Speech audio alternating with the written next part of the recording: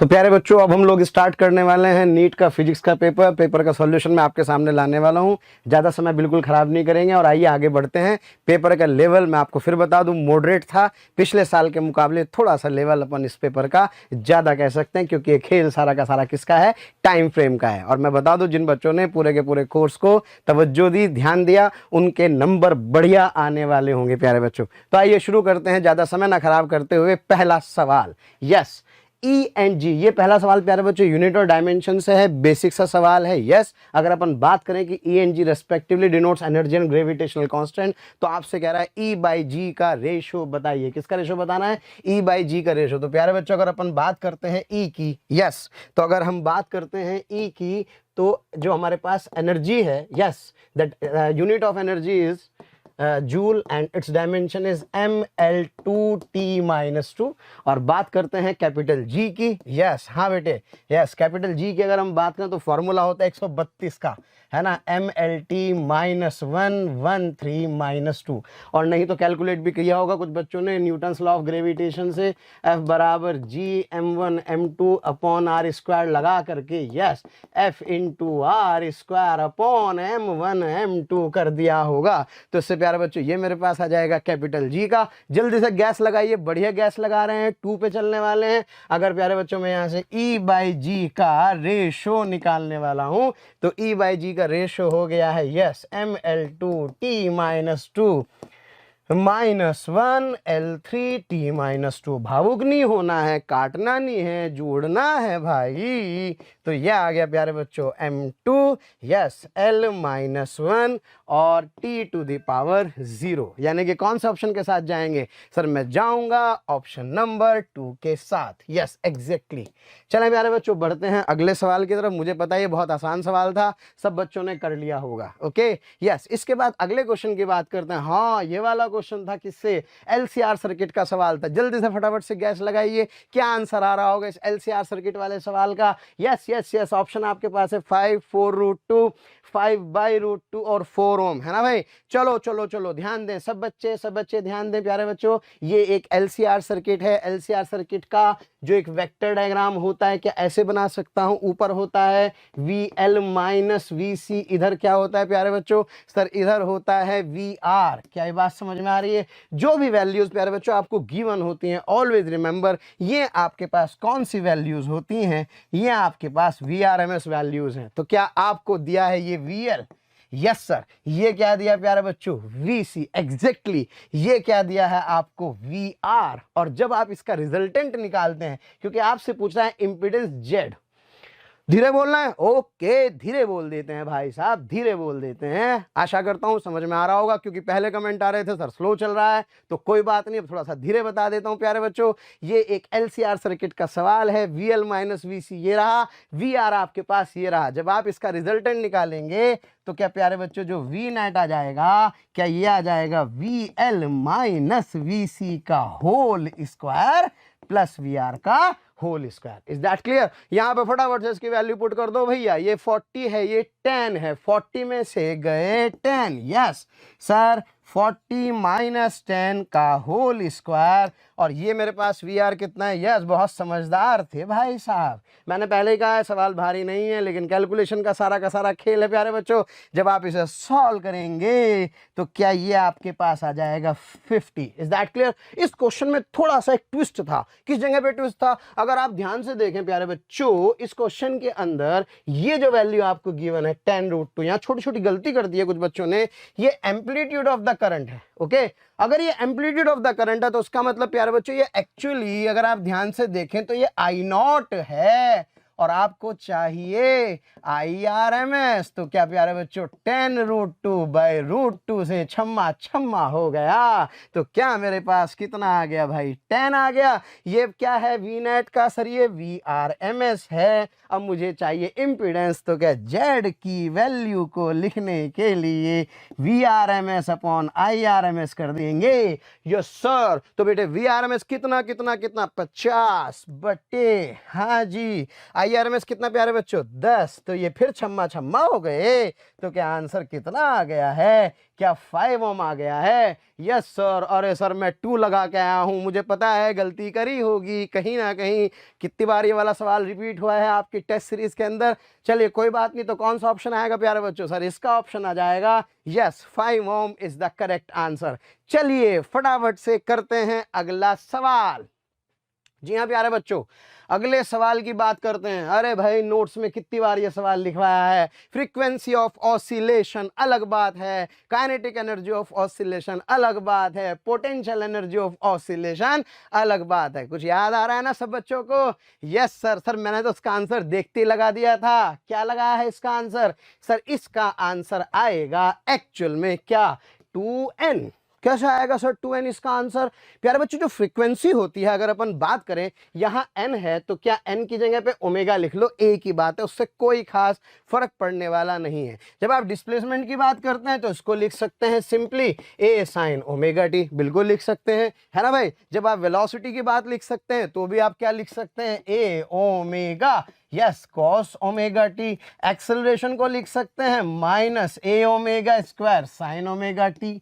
लेकिन जब आप काइनेटिक एनर्जी की बात करते हैं प्यारे बच्चों, तो काइनेटिक एनर्जी में कहानी, काइनेटिक और पोटेंशियल में कहानी डिफरेंट होती है ना भाई। क्योंकि जब पोटेंशियल एनर्जी लिखते हैं तो ये होती है आपकी हाफ के एक्स का स्क्वायर। तो जब आप इसकी वैल्यू उठा के यहां रखोगे तो क्या प्यारे बच्चों के इंटू यस क्या ये आ जाएगा sir A square sine square omega T. और सब बच्चे जानते हैं साइन स्क्वायर ओमेगा टी को जब आप एक्सपेंड करते हैं तो क्या एक 2 ओमेगा का फॉर्म आता है। याद आ रहा है ना? Yes sir 1 minus cos 2 omega T. तो इसका मतलब प्यारे बच्चों जो फ्रीक्वेंसी ऑफ ऑसिलेशन होती है ये हमेशा क्या होती है 2n होती है। Is that clear? तो आशा करता हूं जिन बच्चों को पता होगा सीधे टिक कर दिया होगा। नोट्स का सवाल है, खूब बढ़िया से पढ़ाते हैं। पोटेंशियल एनर्जी की भी 2n होती है और काइनेटिक एनर्जी की भी कितनी होती है? काइनेटिक एनर्जी की भी 2n होती है। चलो प्यारे बच्चों बढ़ते हैं और करते हैं अगला सवाल। यस हाँ जी, अगले क्वेश्चन की बात करें भाई साहब, ये आ गया आपका ज्योमेट्रिकल ऑप्टिक्स का जबरदस्त आसान सवाल। कैसा सवाल? सर ऐसा मत करो, जबरदस्त आसान थोड़ी है सर ये। सर पेपर में बैठ के सोचना बहुत मैटर करता है। एग्जैक्टली प्यारे बच्चों, क्या सब बच्चों को याद है साइन सी की वैल्यू क्या होती है? Sir refractive index of rare medium upon refractive index of denser medium. हाँ भाई मोशनाइट्स, आपको याद है क्या बताया था सर ने फॉर्मूला? Yes sir. सर आपने बताया है छोटा बटे बड़ा। और रिफ्रैक्टिव इंडेक्स कितना प्यारे बच्चों? यस 1/√3 है। तो यहां से सबसे पहले आप क्या निकाल लेंगे? यहां से आप साइन सी निकाल लेंगे। क्या कह रहा है सर? सवाल तो समझा दो। अरे भाई सवाल तो पढ़ के समझ में आ ही गया ना भाई प्यारे बच्चों।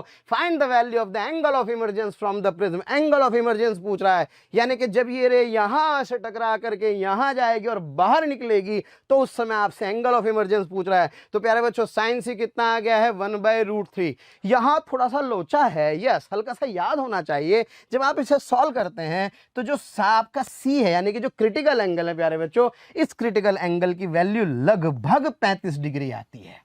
यस कितनी आती है? लगभग 35 डिग्री। इसलिए बेसिक मैथ्स बहुत इंपॉर्टेंट है। मैं आपसे बार बार कहता हूं मैथ्स नहीं आता, लेकिन फिजिक्स की लैंग्वेज क्या है? मैथमेटिक्स है। और अगर फिजिक्स की लैंग्वेज भैया मैथमेटिक्स है तो मैथमेटिक्स थोड़ा बहुत तो आना चाहिए। क्या सब बच्चों को क्लियर है? सर सी आ गया 35 डिग्री। अब देखो बेटे कितना जोरदार सवाल है। यस सर एक काम करते हैं, क्यों ना इस डायग्राम को थोड़ा बड़ा बनाएं। यस बनाइए बड़ा। आओ देखें, क्या ये आई इधर बेटे ऐसे आई तो आई कितना है? 0। एग्जैक्टली आई 0 है प्यारे बच्चों। तो क्या आर भी क्या है? 0। यानी कि इस सरफेस पर आई 0 हुआ तो आर 0 हुआ। क्या सब बच्चों को क्लियर है? चलो बेटे अब यहां चलते हैं इसी वाले डायग्राम में आगे। ये रहा फिर सरफेस पर एक नॉर्मल। ये वाला एंगल 60 डिग्री है प्यारे बच्चों, ये 60 डिग्री है प्यारे बच्चों।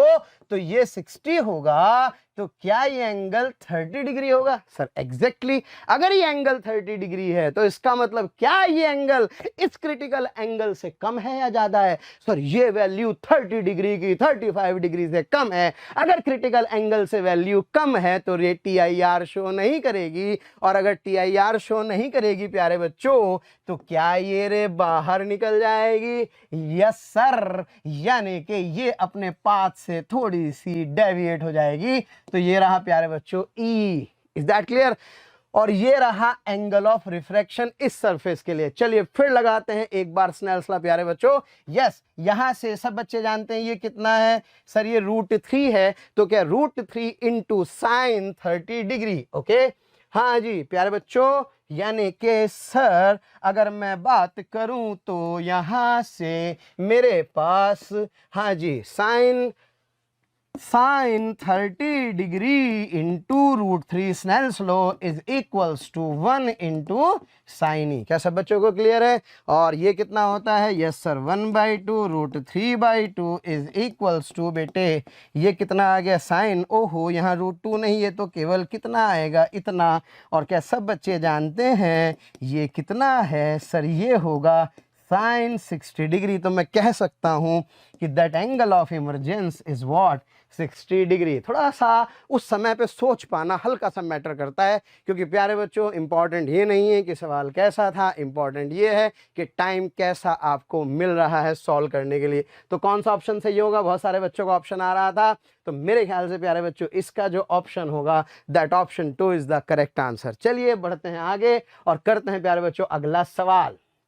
हाँ जी, ये है द इफेक्टिव, और एक गजब आसान सवाल है। ऐसा तो सवाल ऐसा हो कि देखते ही डर लगे कि कहीं गलत ना हो जाए, है ना, इतना आसान सवाल है, ऐसा लगता है कि हे भगवान के देखते ही गलत ना हो जाए। बिल्कुल गलत हो गया होगा। Effective resistance of the parallel combination of equal length and equal area. प्यारे बच्चों इसका मतलब आप सब समझ गए होंगे। यस, हमारे पास कितने रेजिस्टेंस हैं? 4, आर आर आर आर, क्योंकि लेंथ बराबर है। और जब सब बच्चे जानते हैं 4 इक्वल रेजिस्टेंसेस हैं आपके पास, जब आप इन्हें कैसे कनेक्ट कर रहे हैं? सर जब मैं इन्हें कनेक्ट कर रहा हूं पैरेलल में, तो इनको यस पैरेलल में कनेक्ट करने पर क्या जो इसका R इक्विवेलेंट होगा प्यारे बच्चों वो हो जाएगा R/4। Is that clear? Yes, तो कह रहा है भाई जब इनको पैरेलल में कनेक्ट किया तो इनका इफेक्टिव कितना आ रहा है? 0.25 आ रहा है, यानी कि sir that R equivalent is 0.25। तो प्यारे बच्चों यहां से R की वैल्यू कितनी आ गई? सर R आ गया है 1 ओम। लेकिन कमाल की बात यह, फिर वही बात, छोटी छोटी बातों पे उलझा रहे हैं। क्यों भाई? हाँ, बात बात पर देता है फिर परिंदों की मसाल फराज, सीधे सीधे क्यों नहीं कहता शहर छोड़ दो, है बात बात पे इतनी लंबी चौड़ी बात घुमा रहा है, ये नहीं कि सीधे सीधे बता दे। अब कह रहा फिर इन्हें सीरीज में कनेक्ट कर दिया। लो भाई, अब इनको सीरीज में कनेक्ट कर दिया तो प्यारे बच्चों इसलिए मैं आपसे कह रहा था जल्दी सवाल को नहीं पढ़ना है। जिन बच्चों ने जल्दी सवाल को पढ़ा, दिमाग से पढ़ा, गलती कर गए, थोड़ा रुकना है। और क्या इन सब क्वेश्चंस को सीरीज में फिर कनेक्ट करना है, इन चारों रेजिस्टेंसेस को। तो जब आप इनको कनेक्ट करेंगे तो क्या प्यारे बच्चों अपना आंसर आ जाएगा कितने ओम? 4 ओम। यानी कि मैं कह सकता हूं कि इसका कौन सा ऑप्शन सही होगा? इसका ऑप्शन सही होगा ऑप्शन नंबर 1। अरे यार भाई, हाँ मैं तो घबरा ही गया, आपने जैसे 4 लिखा मैंने कहा यार 4 गड़बड़ तो नहीं कर दी, 4 तो 1 ओम है, लेकिन एक्चुअल में ऐसा नहीं है। चलें प्यारे बच्चों करते हैं आगे और बढ़ते हैं अगले सवाल की तरफ। यस, हाँ जी, अगला सवाल भैया फिर सवाल है पोटेंशियल एनर्जी का। चलिए फटाफट से देखते हैं। The water falls from a height of 60 metre at a rate of इतने kg/सेकंड। भाई सीधा सीधा सा सवाल है। Yes, the power is what? That power is sir simply work done upon time. तो बेटे वर्क डन को क्या लिख सकता हूं? mgh/t। m के साथ किसको लिख लिया? t को। m/t इंटू जी इंटू एच। देखो तो कितनी मेहरबानी हो रही है नीट वालों की। g की वैल्यू भी कितनी दे रखी है प्यारे बच्चों? आपको 10 दे रखी है। यस, तो मैं कह सकता हूं यस m/t कितना प्यारे बच्चों? m/t की वैल्यू यहां पे दे दी है सर 50। g कितना है बेटे? 10। और कितनी हाइट से गिरा रहा है ये इसको? ये गिरा रहा है 60 से। जब आप इसे सॉल्व करेंगे प्यारे बच्चों तो ये आएगा 9000 वॉट, यानी कि मैं इसको लिख सकता हूं 9 किलोवाट।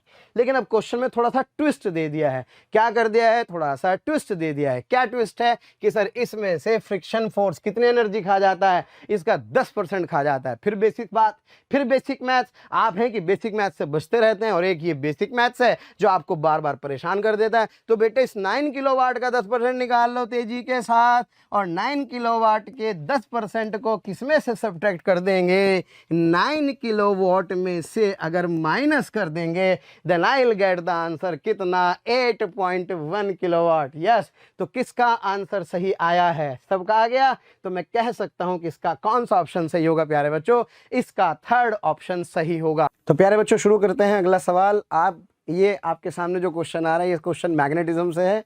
ओके, जरा फटाफट से गैस करके मुझे इसका आंसर बताइए क्या आंसर आ रहा है। मेरे ख्याल से तो इसका आंसर आप लोगों का क्या होगा प्यारे बच्चों? Yes, that option 1 is the correct answer. आइए जरा फटाफट से प्यारे बच्चों इसकी फिजिक्स को समझते हैं, क्या कहा गया है इस वाले क्वेश्चन के अंदर प्यारे बच्चों। यस, इस वाले क्वेश्चन में क्या कहा गया है, आइए जरा ध्यान से देखते हैं।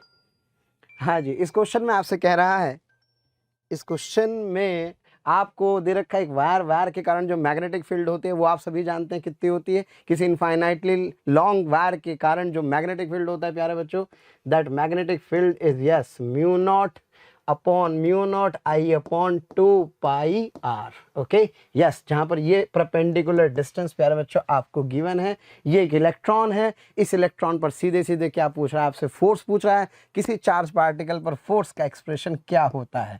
Sir B V Q sine theta. Is that clear प्यारे बच्चों? करंट कैरिंग वायर की अगर मैं बात करूं तो इसमें करंट इधर जा रहा है, तो राइट हैंड को यूज करते हुए क्या इस पर जो मैग्नेटिक फील्ड होगा आउटवर्ड होगा, यानी कि सर ये डॉट इस पर मैग्नेटिक फील्ड होगा। ये प्यारे बच्चों इसकी वेलोसिटी की डायरेक्शन है, तो आप क्या इसके ऊपर फोर्स निकाल सकते हैं एग्जैक्टली। लेकिन आप सभी को याद है कि इलेक्ट्रॉन पर लगने वाला फोर्स के अपोजिट होता है। यस, क्योंकि हम जब डेरिवेशन करते हैं तो पॉजिटिव चार्ज के लिए करते हैं, लेकिन चूंकि प्यारे बच्चों इसमें केवल और केवल मैग्नीट्यूड पूछ रहा है, समझ रहे हो, मेडिकल का सवाल है, दो कंसेप्ट प्यारे बच्चों इसमें यूज कर लिए गए हैं और साथ ही साथ डायरेक्शन के बारे में आपसे क्या बात नहीं कर रहा है, तो सीधे सीधे मैग्नीट्यूड निकालना है। थीटा की वैल्यू कितनी हो गई प्यारे बच्चों? सर थीटा की वैल्यू हो गई यहाँ पर 90 डिग्री, तो मैं लिख सकता हूं that force is equals to yes B V Q. Yes, charge electron पर इसकी वैल्यू आगे बेटे mu naught upon yes 2 pi R into velocity, और चार्ज ऑन इलेक्ट्रॉन ई।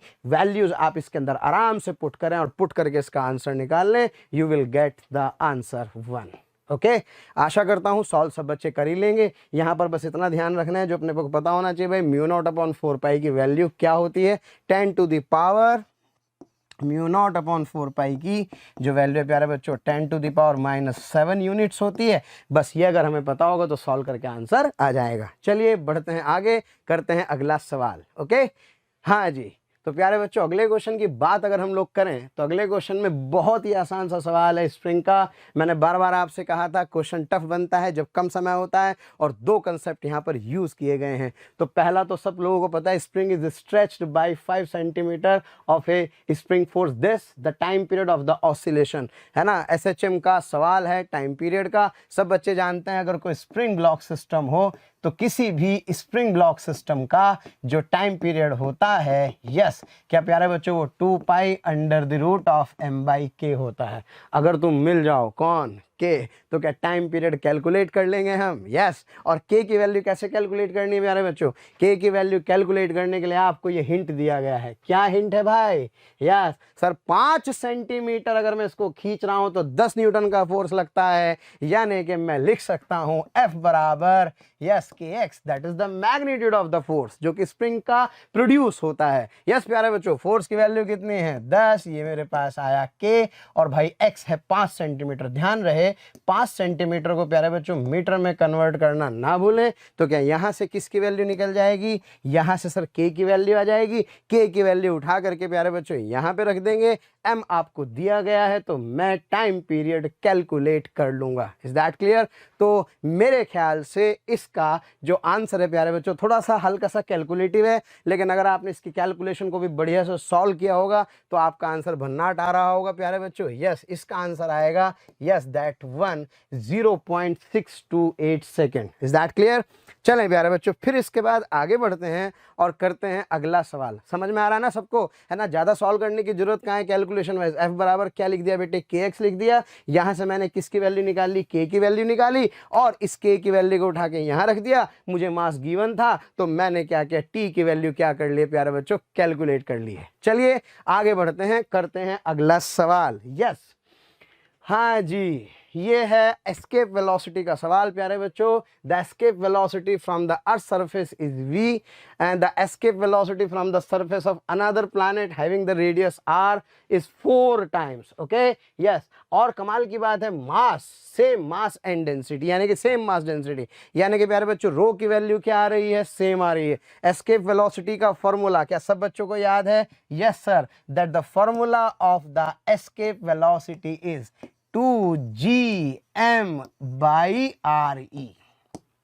क्या प्यारे बच्चों, ये रहा आपके पास एस्केप वेलोसिटी का फॉर्मूला। अब एक काम करते हैं, यहाँ पर m की वैल्यू को चेंज करते हैं। क्या लिखेंगे m की वैल्यू को? सर मैं m की वैल्यू को लिख सकता हूँ, yes yes, the density is mass upon volume. तो क्या बेटे ये मेरे पास आ गया, यहाँ से जो मास होगा क्या, that is volume into density. Okay, volume को लिख सकता हूँ 4/3 पाई आर क्यूब, और डेंसिटी हो गई प्यारे बच्चों d। उठा करके इसको यहाँ पे पुट कर दूंगा, so that v comes out to be under the root of 2g 4/3 pi R cube into D. और ये आर ही रेडियस ऑफ अर्थ है, एक ही बात है प्यारे बच्चों, इसको यहाँ से आर लिख सकता हूँ। आप देखें कैपिटल जी कांस्टेंट है, डेंसिटी सेम है। यहाँ से अगर मैं इसको देखूँ तो ये छम्मा छम्मा हो गए, तो क्या प्यारे बच्चों v प्रोपोर्शनल टू सीधे सीधे रेडियस आर के आ रहा है। यानी कि एस्केप वेलोसिटी किसके बराबर है? एस्केप वेलोसिटी प्यारे बच्चों आर के बराबर है।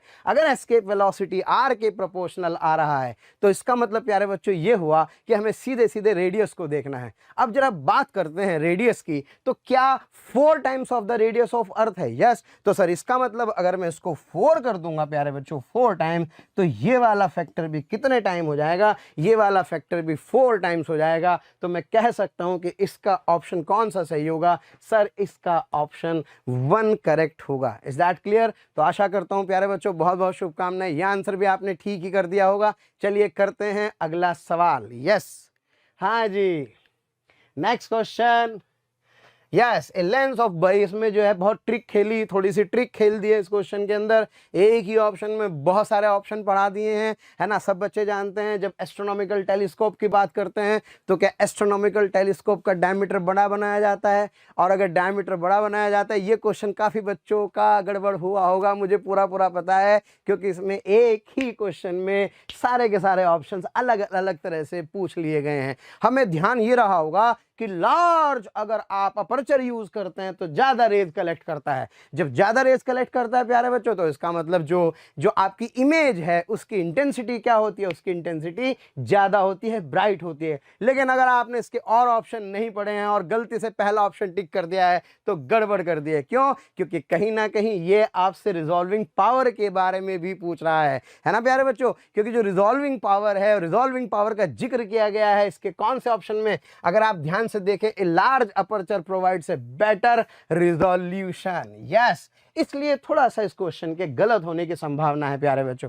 क्योंकि आप सभी जानते हैं जब मैग्निफिकेशन की बात करते हैं तो मैग्निफिकेशन में FO/FE जो भी आ रहा है, लेकिन ऊपर FO आ रहा है तो भाई लार्ज फोकल लेंथ है, तो इसका मतलब मैग्निफिकेशन क्या हो गई प्यारे बच्चों? ज्यादा हो गई। दूसरी बात करते हैं, बड़ा अपर्चर होगा, ज्यादा रेज क्या करेगा? कलेक्ट करेगा। ज्यादा रेज कलेक्ट करेगा तो इंटेंसिटी बढ़ जाएगी, यानी कि क्वालिटी इंप्रूव हो जाएगी, यानी कि विजिबिलिटी भी बढ़ जाएगी। और बात करते हैं जब किसकी? Better resolution. तो बेटर रिजोल्यूशन सब बच्चे जानते हैं क्या रिजॉल्विंग लिमिट होती है 1.22 λ/d, और रिजॉल्विंग पावर होती है क्या? d/1.22 λ, जहां d is the diameter of the objective. तो अगर ये ज्यादा होगा तो इसका मतलब rp भी ज्यादा होगा, rp ज्यादा होगा तो इसका मतलब रिजोल्यूशन भी ज्यादा होगा, यानी कि you will gate a better resolution. तो प्यारे बच्चों मैं कह सकता हूं कि इसका ऑप्शन नंबर 4 सही जाने वाला होगा। क्लियर है प्यारे बच्चों?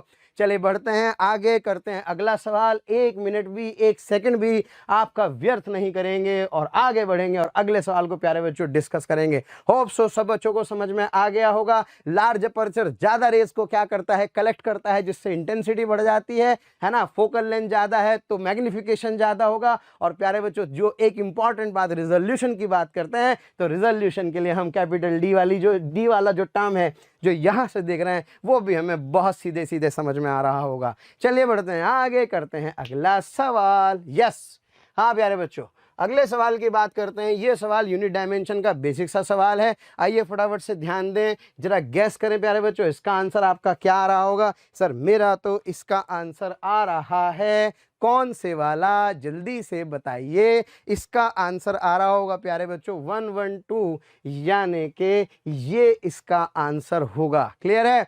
चलो जरा देखें फटाफट से कैसे करना है। ये क्वेश्चन यूनिट डायमेंशन का है और यूनिट डायमेंशन के क्वेश्चन की सीधे सीधे एक्सप्लेनेशन, एक जो इंपॉर्टेंट प्रॉपर्टी है जो हम लोग पढ़ते हैं, उससे प्यारे बच्चों ये वाला क्वेश्चन कनेक्ट है। तो आपसे कह रहा है अगर मैं फोर्स को, एक्सेलरेशन को और टाइम को क्या मान लूं, yes, treated as a fundamental physical quantity, notes उठा के देखना मिल जाएगा। तो आपसे कह रहा है किसकी डायमेंशन पूछ रहा है, यस, एनर्जी की डायमेंशन प्यारे बच्चों बताइए। तो कैसे सॉल्व करना है इस वाले क्वेश्चन को, सर इस वाले क्वेश्चन को सॉल्व करेंगे, yes, let's say this is energy, the dimension of energy, okay, that energy is proportional to F A T, इसकी पावर अल्फा, इसकी पावर बीटा और प्यारे बच्चों इसकी पावर गामा। बस अब आपको कुछ नहीं करना है, आपको अल्फा बीटा गामा की वैल्यू निकालनी है। चलें फटाफट से लिखें, ई यानी कि एनर्जी यानी कि mL2T-2, यस, यहाँ पे एक डायमेंशनलेस कांस्टेंट आता है, सब बच्चे जानते हैं। फोर्स की डायमेंशन लिख सकता हूँ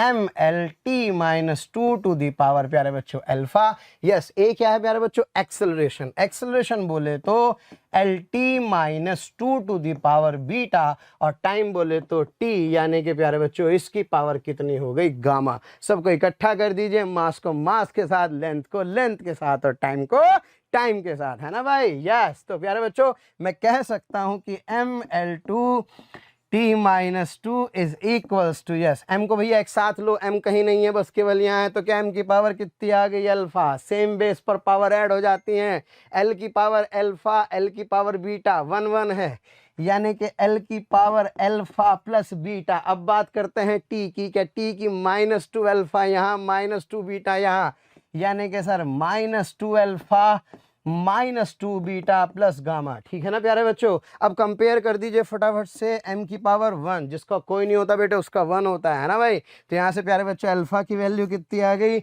1। ऐसा लग रहा है जैसे यहीं से ना ठीक हो जाए, अरे सर सब में 1 है, मेहनत करनी पड़ेगी, एक ही भी निकालनी पड़ेगी। ओके ओके, तो क्या अल्फा प्लस बीटा बराबर कितना आ गया प्यारे बच्चों, 2। क्या अल्फा की वैल्यू 1 रख दूंगा तो 1 प्लस बीटा बराबर कितना आ जाएगा, 2। तो मेरे बच्चों क्या बीटा की वैल्यू कितनी आ जाएगी, सर बीटा की वैल्यू आ जाएगी 1। यानी कि सर इसका मतलब ऑप्शन 1 नहीं हो सकता, बाकी सारे हो सकते हैं। यानी कि भाई सॉल्व करना पड़ेगा, यस सर। यानी कि तीसरी equation -2 alpha -2 beta plus gamma is equals to, हाँ प्यारे बच्चों, दैट इज इक्वल्स टू -2। और जब आप इसको सॉल्व करेंगे प्यारे बच्चों, तो सॉल्व करके that gamma comes out to be 2।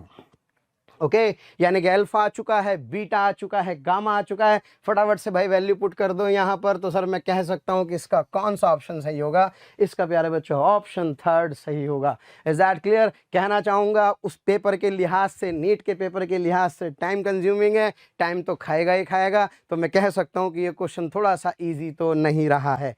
चलें प्यारे बच्चों बढ़ते हैं आगे, करते हैं अगला सवाल। अच्छा, इसका एक ऑप्शनल तरीका ये भी हो सकता था कि आप यहाँ पर डायमेंशन रख दें, अगर सॉल्व करके एनर्जी की डायमेंशन आ रही है तो भी आप डायरेक्ट इसको क्या कर सकते हैं, सॉल्व कर सकते हैं with the help of options. लेकिन ऑप्शन में चारों ऑप्शन लगभग एक ही जैसे हैं। चलें खैर बढ़ते हैं आगे, करते हैं प्यारे बच्चों अगला सवाल। वाह जी वाह, ये क्वेश्चन भैया पढ़ लिया तो कंफ्यूज हो जाओगे, और अगर आखिरी की बातें देखी तो अपना काम चल जाएगा। सीधा सीधा सा सवाल है प्यारे बच्चों, S N, yes S N th वाली इक्वेशन सब बच्चे जानते हैं, है ना भाई। ये जेईई मेंस में भी एक बार याद करो, पहले पूछा गया क्वेश्चन है। एस एन एथ और S+1 का n+1 का रेशियो पूछ रहा है, और प्यारे बच्चों कह रहा है स्टार्टिंग फ्रॉम रेस्ट, यस, यानी कि इनिशियल वेलोसिटी कितनी है sir, initial velocity is 0। Yes, that S N th can be written as, क्या सब बच्चे जानते हैं, u + ½ a इंटू क्या बेटे 2n-1। यस सर, चूंकि u कितना है बेटे 0, तो यहां से जो एस एन है वो निकाल सकता हूं। कितना आ जाएगा सर, ये आ जाएगा ½ a इंटू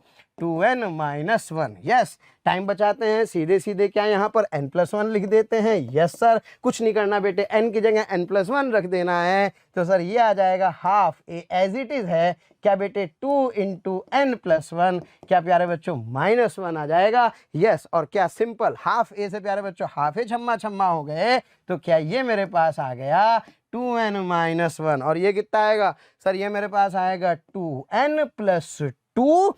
यस, 2n + 2 -1, तो answer is 2n-1 upon 2n+1। Is that clear. तो भैया ऑप्शन बता दो फटाफट से, कौन सा ऑप्शन आ रहा होगा भैया, 2n-1 अपॉन 2n+1। यस, मैं कह सकता हूं कि इसका ऑप्शन 3 प्यारे बच्चों सही होगा। चलिए बिना समय खराब किए करते हैं अगला सवाल। हाँ जी, अगला सवाल कहाँ गया भाई? ओहो, मतलब मोमेंट ऑफ इनर्शिया ना पूछा जाए, ऐसा हो ही नहीं सकता। मैकेनिक्स में भाई मोमेंट ऑफ इनर्शिया का सवाल तो आएगा ही। देखो बेटे, बुरा मत मानना, पेपर लग रहा है जैसे आसान था, लेकिन बिना कोचिंग के तो नहीं होने वाला है ना भाई, क्योंकि कई सारे कंसेप्ट हैं, छोटे छोटे कंसेप्ट हैं। मतलब कोई ये कह दे कि ये क्वेश्चन आसान था, नहीं, उस इंस्टेंट पे तो मैं इस क्वेश्चन को बिल्कुल भी आसान नहीं कहूंगा। जरा देखें प्यारे बच्चों फटाफट से। यस, एक सर्कुलर रिंग है। कैसा रिंग है? Circular ring. सर्कुलर रिंग का मास कितना है प्यारे बच्चों? m, और रेडियस कितनी है? r। क्या सब बच्चे जानते हैं? यस, कॉरस्पॉन्डिंग इसमें से प्यारे बच्चों एक 90 डिग्री का एक सेक्टर काट दिया गया। अच्छा, एक्सिस कहाँ है? कमाल की बात है, एक्सिस ये रही, इसके प्लेन के परपेंडिकुलर। ये एक सर्कुलर रिंग है। अब वो कह रहा है यार, इस सर्कुलर रिंग में से भैया ये 90 डिग्री वाले सेक्शन को क्या कर दिया गया है?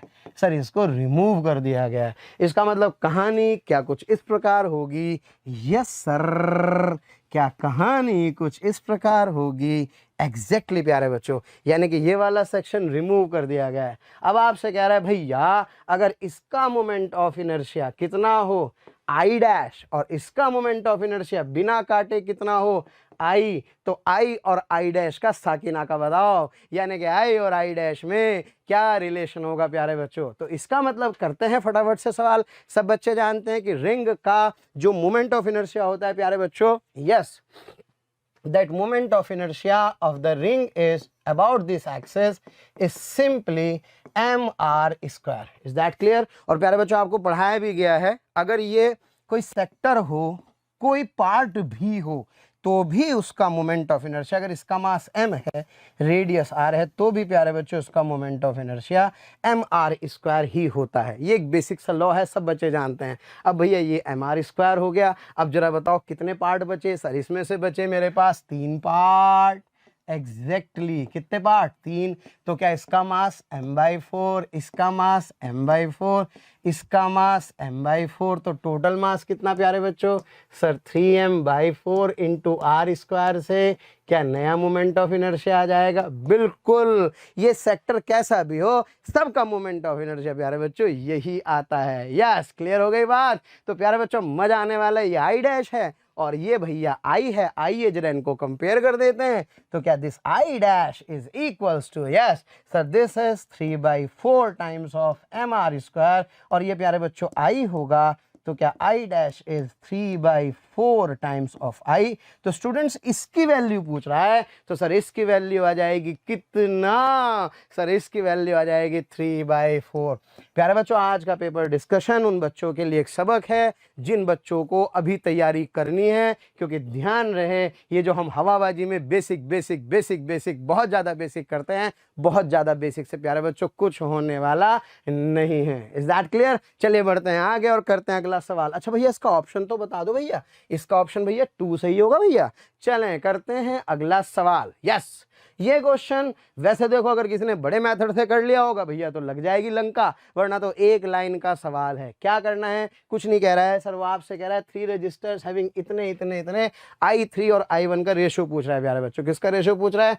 i3 और i1 का रेशियो पूछ रहा है। ध्यान देना, क्या दोनों रेजिस्टेंस पैरेलल में है? Yes sir. अगर दोनों रेजिस्टेंस प्यारे बच्चों पैरेलल में है तो क्या सब बच्चे जानते हैं पैरेलल में वोल्टेज कांस्टेंट होता है, यानी कि जितना वोल्टेज इसके अक्रॉस होगा क्या उतना ही वोल्टेज इसके अक्रॉस होगा। एग्जैक्टली। तो प्यारे बच्चों मैं जानता हूं that current that I is equals to V/R। So क्या current is inversely proportional to R, यानी कि जिसमें रेजिस्टेंस ज्यादा उसमें करंट क्या होगा? कम होगा। एग्जैक्टली। तो ये जो करंट I2 और I3 है, ये I2 I3 का जो रेशियो होगा बेटे ये उल्टा आ जाएगा, यानी कि क्या ये R3:R2 आ जाएगा, क्योंकि वोल्टेज क्या है? कांस्टेंट। अच्छा जरा बताओ सर्किट में टोटल करंट कितनी है? I1। प्रोपोर्शन से हमें पता होना चाहिए कि जो I2 होगा टोटल करंट का, किसका बेटे? टोटल करंट का। टोटल करंट कितनी है? I1। इसका कितने टाइम्स? 3, R3 times. और इसका जो सम होगा प्यारे बच्चों, क्या वो R2 + R3 होगा? एग्जैक्टली। तो जरा मुझे फटाफट से ये बता दो कि क्या यहां से अगर मुझे I3 लिखना है तो क्या लिखूंगा? सर मैं लिखूंगा I3 is equals to sir I1 into R2 upon R2 plus R3। अब बताओ, अगर हम इस क्वेश्चन को पेपर में बड़े तरीके से करने बैठ गए तो निपट जाएगा खेल भाई साहब, है ना। किसी ने टोटल इक्विवेलेंट रेजिस्टेंस निकाल दिया होगा, अरे कोई जरूरत ही नहीं है। यहाँ से देखो I3 I1 का रेशो आ गया है, तो क्या प्यारे बच्चों I3 अपॉन I1 का रेशो कितना आ जाएगा सर? इस वाली इक्वेशन से लिख सकता हूँ कितना sir? R2 upon R2 plus R3। क्या सब बच्चों को क्लियर है? यस, तो फटाफट से आंसर लिखें। क्या आंसर है? That answer is that option number, yes yes yes yes, option number 3 is the correct answer. चलें प्यारे बच्चों, करते हैं अगला सवाल। ओके, यस, हाँ जी। इसके बाद भाई अगला सवाल, ओ हो भाई कितनी बार ये सवाल, ये तो सवाल मतलब कितनी बार तो प्रीवियस ईयर में पूछा गया है। भाई एक बॉल को प्यारे बच्चों कहाँ से फेंका गया है? किसी हाइट h से ड्रॉप किया गया है, और कमाल की बात है बॉल क्या दोबारा इतनी ही हाइट पर जाती है? तो सर ने बताया जब उतनी ही हाइट पर जाएगी, इसका मतलब E की वैल्यू यानी कि कोफिशिएंट ऑफ रेस्टिट्यूशन 1 होगा। यानी कि अगर इसकी स्पीड जो v है जो कि √2gh है, क्या ये केवल और केवल डायरेक्शन चेंज करेगी? Yes sir. क्या सबसे पहले v निकाल सकता हूँ? एग्जैक्टली, g पता है, h पता है, तो बेटा यहाँ से जो v होगा, क्या इस v की वैल्यू आ जाएगी √2 इंटू जी इंटू एच। भैया कितनी हाइट से ड्रॉप किए थे सर? 10 मीटर से ड्रॉप किए हैं। ओके, तो क्या प्यारे बच्चों ये मेरे पास आ गया √200, यानी कि ये मेरे पास आ गया 10√2। 10√2 is the expression for the velocity. Is that clear? हाँ जी। अब बात करते हैं, वेलोसिटी आ गई, चेंज लिखना है। क्या सब बच्चे जानते हैं? That change in momentum is what sir? P final minus P initial, यानी कि mv final minus mv initial. बेटे ओवरऑल डायरेक्शन प्लस हुई, तो क्या ये mv हुआ? क्या ये माइनस mv हुआ? क्योंकि ये नीचे होगा, तो क्या सॉल्व करेंगे भाई, तो क्या ये 2mv हुआ? Yes sir. लो बेटे, चेंज इन मोमेंटम आ गया है। और क्या सब बच्चे जानते हैं इम्पल्स की डेफिनेशन क्या है sir? That impulse is equals to delta p upon delta t में जो f डेल्टा t होता है इसी को डेल्टा p बोलते हैं। यानी कि आंसर आ गया है कितना सर? 2mv। चलो बेटे, m पता है, v पता है, क्या वैल्यू पुट कर सकता हूँ? Yes sir. मुझे m भी दिया गया है, v में निकाल चुका हूँ। जब मैं इसकी वैल्यू को सॉल्व करूंगा तो it comes out to be yes 2 into 0.15 into कितना बेटे? 10√2। So this answer comes out to be, हाँ बेटे, I think that option third is the correct answer. यानी कि इसका जो थर्ड ऑप्शन होगा प्यारे बच्चों वो सही हो जाएगा। क्लियर है? चलिए बढ़ते हैं आगे, करते हैं अगला सवाल। क्लियर है भाई?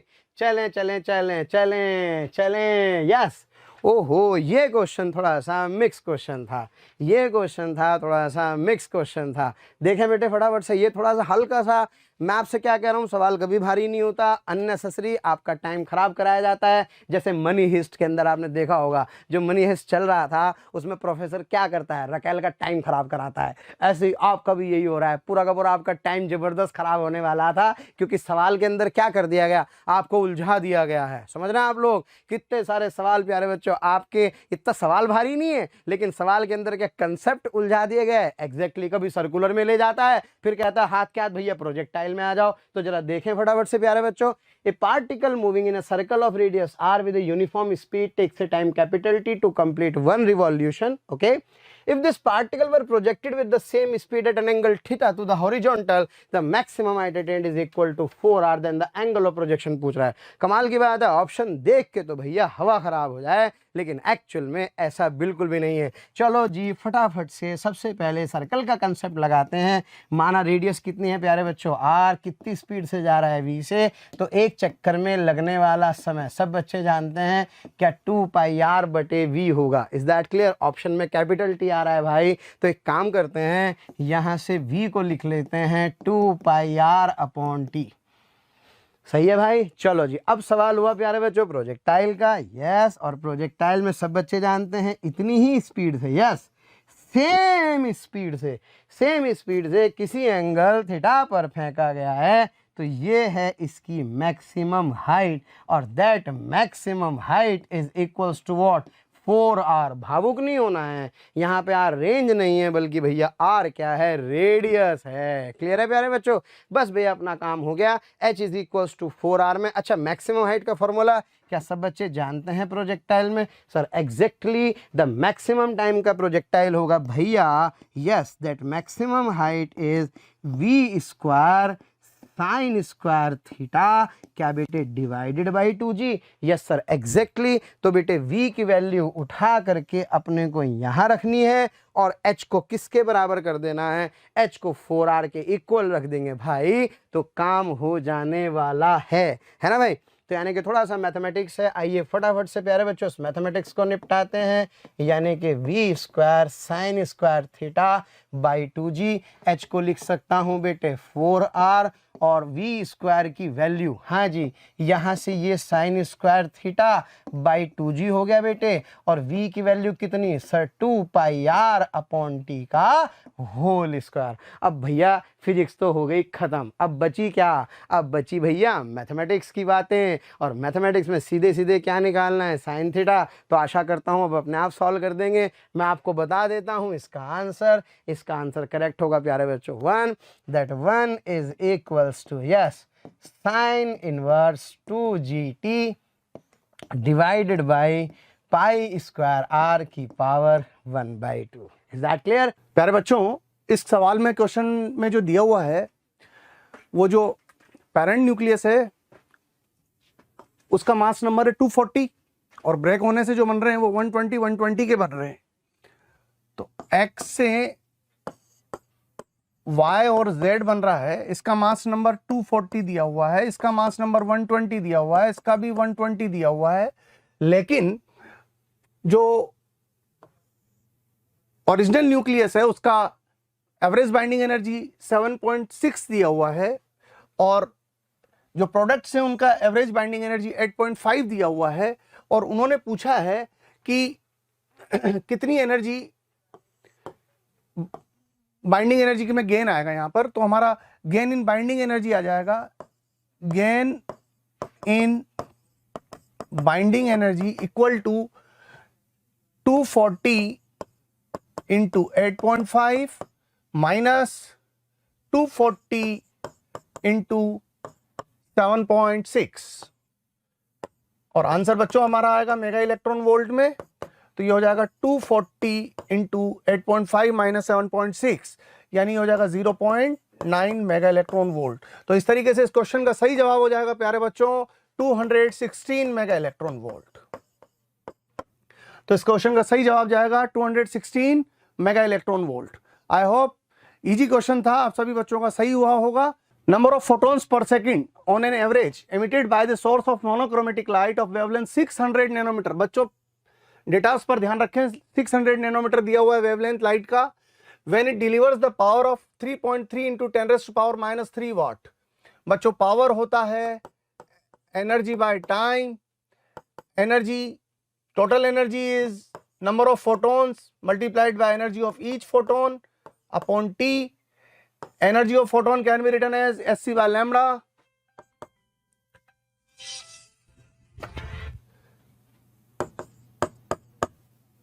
into Sc by lambda। तो n by t की वैल्यू आ जाएगी बच्चों n by t equal to p lambda by Sc। Power दी हुई है 3.3 इंटू 10 की पावर माइनस 3 इंटू लैम्डा दिया हुआ है बच्चों 600 नैनोमीटर। ध्यान रखें, डायमेंशन यूनिट्स का ध्यान रखें, 600 नैनोमीटर। सारी वैल्यूज आपने को एसआई सिस्टम में यूज करनी है ताकि आंसर भी हमारा एसआई सिस्टम में आ जाए। एच प्लैंक्स कांस्टेंट 6.6 इंटू 10 की power minus 34 into speed of light that is 3 into 10 की पावर 8। और इस तरीके से जब हम इसको सॉल्व करेंगे तो ये वैल्यू निकल के आ रही है हमारे पास 10 पावर 16। तो इसका सही जवाब जाएगा बच्चों ऑप्शन 4। मुझे उम्मीद है इस टाइप के क्वेश्चंस हमारी टेस्ट सीरीज में बहुत सारे बार पूछे गए। मुझे उम्मीद है कि ये क्वेश्चन आपका जरूर से सही हुआ होगा। नेक्स्ट क्वेश्चन बच्चों, स्मार्ट क्वेश्चन। हाफ लाइफ दिया हुआ है और आपसे पूछा है fraction of original activity that will remain after 150 hours. बच्चों, fraction of original activity is equal to e raise to power minus lambda into T. अब आप क्या करिए, दो रिलेशन बना लीजिए। एक हाफ लाइफ के लिए, हाफ लाइफ की खास बात होती है कि हाफ लाइफ के बाद एक्टिविटी 1/2 रह जाती है। तो एक्टिविटी 1/2 रह जाएगी बच्चों, तो 1/2 equal to e raise to power minus lambda into 100। तो एक रिलेशन तो ये आ गया बच्चों अपने पास। अब दूसरा रिलेशन गिवन टाइम के लिए बनाइए। गिवन टाइम 150 के लिए दिया हुआ है, 150 आवर्स दिया हुआ है अपने को। तो 150 आवर्स के लिए इक्वेशन बना ले, तो एफ ए उसको इक्वल टू ई की पावर माइनस लैम्डा इंटू 150, और इसको लिख लें बच्चों ई की पावर माइनस लैम्डा इंटू 100 की पावर 150 अपॉन 100, ऐसा लिख लीजिए बच्चों इसको। और ये वैल्यू हो गई 1/2, ये रही 1/2 अपने पास। तो 1/2 की पावर 3/2 बच्चों, और सही जवाब हो गया इसका 1/2√2। तो सही जवाब हो जाएगा इस बच्चों इस क्वेश्चन का ऑप्शन 3। नेक्स्ट क्वेश्चन पे चर्चा करते हैं बच्चों।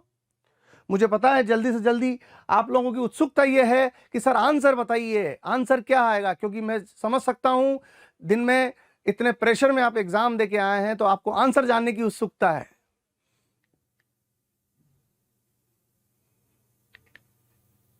नेक्स्ट क्वेश्चन बच्चों, a capacitor of capacitance C is connected across an AC source of voltage V given by V equal to V naught sin omega t। बच्चों, जितने सवाल पूछे गए हैं ये या तो हमारी टेस्ट सीरीज में पूछे गए हैं या क्लासरूम में पूछे गए हैं। बिल्कुल इजी सवाल है बच्चों, प्यारा सवाल है। जब कैपेसिटर चार्ज होता है तो वायर में जो कंडक्शन करंट फ्लो होती है वो और दोनों प्लेट्स के बीच में जो डिस्प्लेसमेंट करंट होती है उसकी वैल्यू सेम होती है। तो I equal to D Q by D T, और प्यारे बच्चों Q की वैल्यू होती है CV।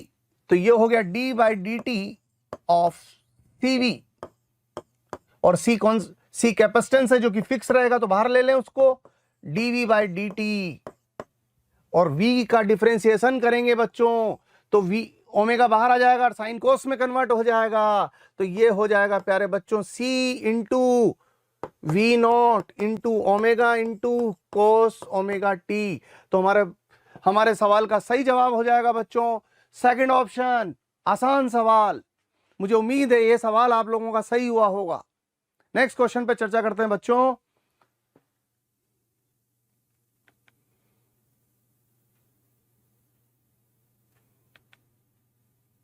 देखिए बच्चों, स्टेटमेंट पर बेस्ड क्वेश्चन, थ्योरेटिकल क्वेश्चन, आसान क्वेश्चन। मुझे उम्मीद है आप लोगों का पेपर बहुत अच्छा हुआ होगा फिजिक्स का।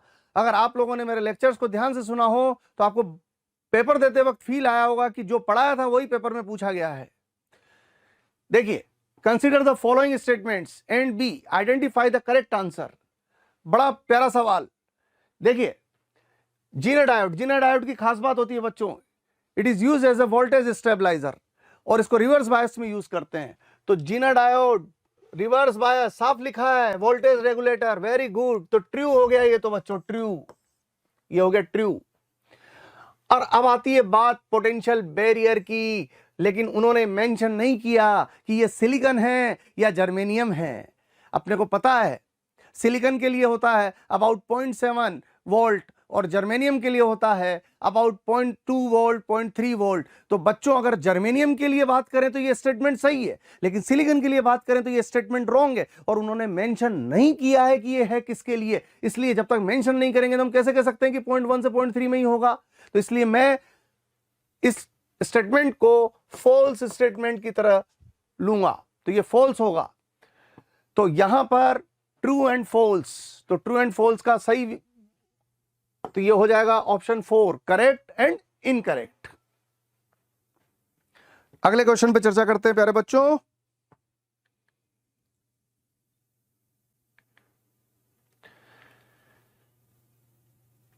बहुत कंसेप्चुअल क्वेश्चन, जिसको ड्रिफ्ट स्पीड के बारे में पता होगा उसने तुरंत से जवाब दिया होगा। बच्चों चाहे एन टाइप सेमीकंडक्टर हो या पी टाइप सेमीकंडक्टर हो, करंट कैलकुलेट करते हैं हम NeAVD से। अब N मतलब कंसंट्रेशन ऑफ चार्ज कैरियर्स। अब यहां पर दो टाइप दे रखे हैं अपने को, N टाइप और P टाइप। उन्होंने बोला इसको तो सेम ही लेना है आपको, ये चीज सेम है दोनों में, ये चीज सेम। हालांकि इन्होंने एरिया ऑफ क्रॉस सेक्शन के बारे में क्वेश्चन में बोला नहीं, बोलना चाहिए था, लेकिन अब नहीं दिया तो अपन बाय डिफॉल्ट अपन उसको सेम लेके चलेंगे यहां पर। अब सवाल आता है, ये डिफरेंट है भाई, ये डिफरेंट है, ड्रिफ्ट वेलोसिटी डिफरेंट है, और ड्रिफ्ट वेलोसिटी आपको पता होना चाहिए फ्री इलेक्ट्रॉन की होल के कंपैरिजन में ज्यादा होती है। ड्रिफ्ट वेलोसिटी फ्री इलेक्ट्रॉन की ज्यादा होती है होल के कंपैरिजन में। तो जब फ्री इलेक्ट्रॉन की ड्रिफ्ट वेलोसिटी ज्यादा होगी तो इसका मतलब हुआ कि जिस सेमीकंडक्टर में फ्री इलेक्ट्रॉन्स की वजह से करंट का कंट्रीब्यूशन ज्यादा है वहां ये वैल्यू ज्यादा रहेगी। और हमें पता है एन टाइप सेमीकंडक्टर में majority charge carriers free electrons होते हैं, और पी टाइप सेमीकंडक्टर में मेजॉरिटी चार्ज कैरियर्स होल्स होते हैं, और फ्री इलेक्ट्रॉन्स की ड्रिफ्ट वेलोसिटी ज्यादा है। जब फ्री इलेक्ट्रॉन्स की ड्रिफ्ट वेलोसिटी ज्यादा है इसका मतलब वहां करंट ज्यादा प्रोड्यूस होगी। तो सही आंसर जाएगा इसका बच्चों, current in an type will be more than current in P type. तो इसका सही जवाब हो जाएगा ऑप्शन 4। फोर्थ ऑप्शन इसका करेक्ट ऑप्शन होगा बच्चों। नेक्स्ट क्वेश्चन पे चर्चा करते हैं दोस्तों।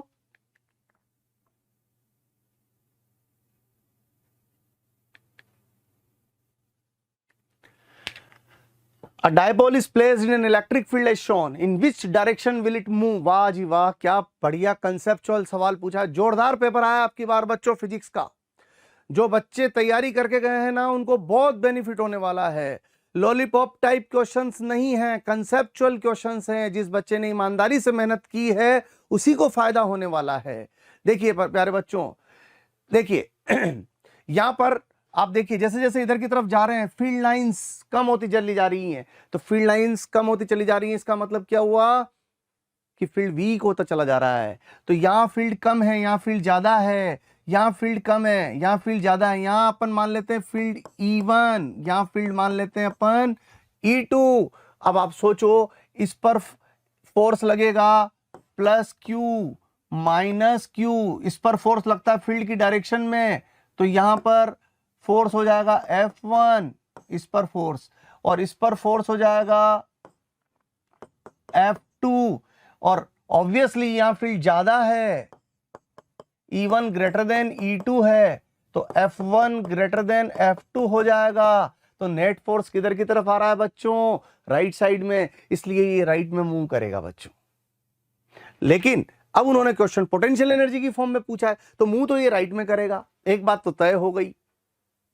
अब जब राइट में मूव करेगा तो कोई भी सिस्टम नेचुरली किधर मूव करता है, जिधर उसकी पोटेंशियल एनर्जी डिक्रीज होती है। इसका मतलब राइट साइड में जाने से पोटेंशियल एनर्जी डिक्रीज होगी, नेचुरल टेंडेंसी है बच्चों। पेन गिराऊंगा नीचे जाएगा क्योंकि नीचे पोटेंशियल एनर्जी डिक्रीज होती है।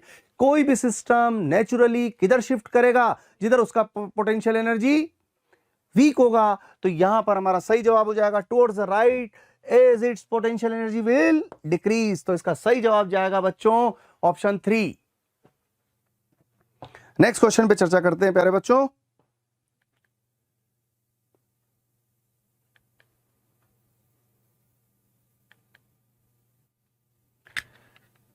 बड़ा मस्त क्वेश्चन, फोटो इलेक्ट्रिक इफेक्ट को डी ब्रोगली के साथ मिक्स कर दिया और साथ में बोल दिया वर्क फंक्शन नेग्लिजिबल है। आइंस्टीन इक्वेशन को यूज करो। आइंस्टीन इक्वेशन क्या कहती है बच्चों, Kmax is equal to E minus five, but उन्होंने बोला फाइव नेग्लेक्ट कर दो, तो इसको तो कर दो खत्म।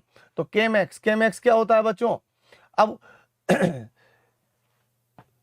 Kinetic energy in terms of momentum लिखूं तो p²/2m, तो ये हो गया बच्चों p² twice of mass of electron, and this is equal to E is energy of photon, तो ये हो गया बच्चों hc लैम्डा, और p de Broglie hypothesis lambda equal to h/p, तो p इक्वल टू h/लैम्डा, तो ये हो गया h²/2me लैम्डा स्क्वायर। अब आप सोचोगे ये भी लैम्डा ये भी लैम्डा, नो, ये इलेक्ट्रोमैग्नेटिक वेव्स की वेवलेंथ है और ये इमिटेड इलेक्ट्रॉन्स का डी ब्रोगली वेवलेंथ है, तो इसको डी ब्रोगली वेवलेंथ लिख दो।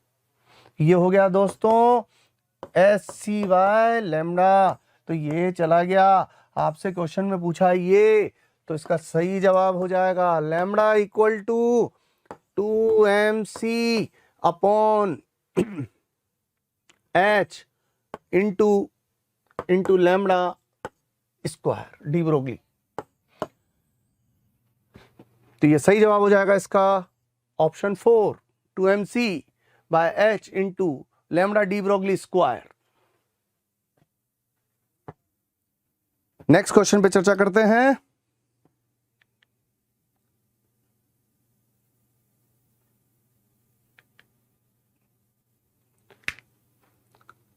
लॉलीपॉप क्वेश्चन बच्चों, लॉलीपॉप बिल्कुल आसान क्वेश्चन।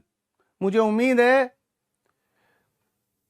कि ऐसा कोई बच्चा ही नहीं होगा जिसने ढंग से पढ़ाई की और ये सवाल गलत हो गया हो। अगर पढ़ाई करके इसको गलत भी करना चाहें तो गलत नहीं हो सकता, ऐसा सवाल है बच्चों। देखिए बिल्कुल इजी क्वेश्चन। मास नंबर के बारे में तो कोई बात ही नहीं हो रही है, तो मास नंबर के बारे में सोचना बंद करो। अब बात आ रही है एटॉमिक नंबर की। भाई सिंपल बात, अल्फा जब निकलता है तो एटॉमिक नंबर 2 कम हो जाता है, बीटा प्लस निकलता है तो एटॉमिक नंबर 1 कम हो जाता है, और बीटा माइनस निकलता है तो एटॉमिक नंबर 1 बढ़ जाता है। सिंपल फंडा। तो यहां देखो Z से हुआ Z-1, तो Z से हुआ Z-1, तो यानी कि बीटा प्लस चला गया। Z-1 कन्वर्ट हुआ किस में? Z-3 में, तो भाई अल्फा चला गया। 2 डिक्रीज हो गया ना मास एटॉमिक नंबर। और Z-3 कन्वर्ट हुआ भाई किस में? Z-2 में, तो एटॉमिक नंबर +1 बढ़ गया भाई, तो ये तो बीटा माइनस हो गया। तो इसका सही जवाब हो गया हमारा option 4, beta plus alpha and beta minus.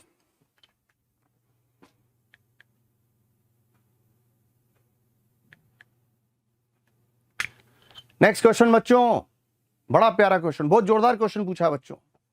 तो यहां भाई देखिए, सबसे पहले तो आप रेजोनेटिंग फ्रीक्वेंसी निकाल लें, तो वो तो हो गई हमारी 1/√LC, और 1/√LC, एल की वैल्यू कितनी दे रखी है? 5 हेनरी, तो ये हो गया 5, और सी की वैल्यू दे रखी है भाई, सी किधर गया भाई?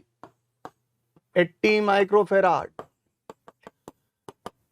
और ये हो जाएगा भाई 1/20 इंटू 1000 ऊपर चला जाएगा, तो ये होगा अपना 50 रेडियन पर सेकेंड। अब उन्होंने क्वेश्चन पे पूछा है, बड़ा प्यारा सवाल पूछा है, the angular frequencies of the source at which power transfer to the circuit is half the power at the resonant angular frequency are likely to be. तो आंसर यहां पर समझने की जरूरत है। ये तो होगी आपकी ओमेगा नॉट, और ये 2 फ्रीक्वेंसीज हो गई आपकी ओमेगा 1 ओमेगा 2, और ये आपकी बैंडविड्थ 2 डेल ओमेगा। तो डेल ओमेगा की वैल्यू होती है R/2L। R दिया है बच्चों 40, और L दिया है बच्चों 5, तो ये हो गया 4। यहां से समझ में आ रहा है omega 1 is equal to 50 minus 4, 46 radian per second, and omega 2 equal to 50 plus 4 equal to 54 radian per second. तो 46 एंड 54 आंसर हो जाएगा इसका, 4th आंसर इसका सही है। बहुत बढ़िया सवाल। सो बेटा ये जो क्वेश्चन है ये आपका मैग्नेटिक फील्ड से लेके है एम्पियर्स लॉ, जैसा आप लोग पढ़ते हैं। अब एम्पियर्स लॉ के अकॉर्डिंग बेटा ये आपका थिक वायर है कोई इस तरह का, राइट, और इसमें आपका करंट फ्लो कर रहा है इस तरह से, राइट बेटा। अब इसमें जो करंट आपका फ्लो कर रहा है, इसमें 2 चीज आपको देखना था, इनसाइड और आउटसाइड। बेटा इनसाइड के लिए जो बी होता है वो इनवर्सली डायरेक्टली प्रोपोर्शनल होता है आर के, राइट, और जैसे बाहर बढ़ता है फील्ड बढ़ता है, और बाहर जाने के बाद ये बेटा इनवर्सली प्रोपोर्शनल टू आर होता है अकॉर्डिंग टू फॉर्मूला। सो आपका जो आंसर आना चाहिए बेटा वो कौन सा आंसर आना चाहिए? बी इसका करेक्ट आंसर होगा, राइट बेटा। तो सिंपल फॉर्मूला बेस्ड क्वेश्चन था, बहुत ज्यादा समस्या इसमें नहीं होती है। नेक्स्ट क्वेश्चन देखें, स्क्रू गेज का क्वेश्चन था, वर्नियर स्क्रू गेज से क्वेश्चन अक्सर आते रहते हैं बेटा। देखिए क्वेश्चन क्या है आपका, आपका मेन स्केल की रीडिंग तो दिया हुआ है 0, राइट,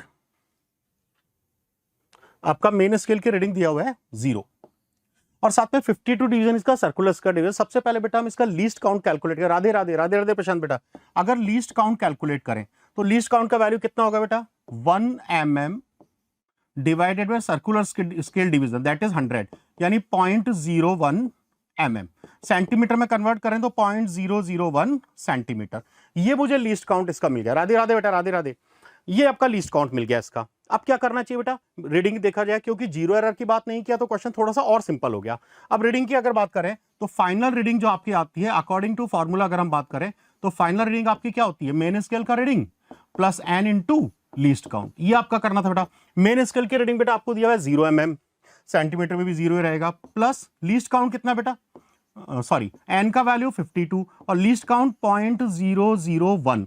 सो आपका जो आंसर आना चाहिए बेटा, सेंटीमीटर में बात करें तो 0.052 सेंटीमीटर, ये आपका आंसर आएगा बेटा, राइट, क्योंकि सेंटीमीटर दिया हुआ है तो लीस्ट काउंट भी हमने सेंटीमीटर में ही कैलकुलेट किया। नेक्स्ट क्वेश्चन देखा जाए बेटा।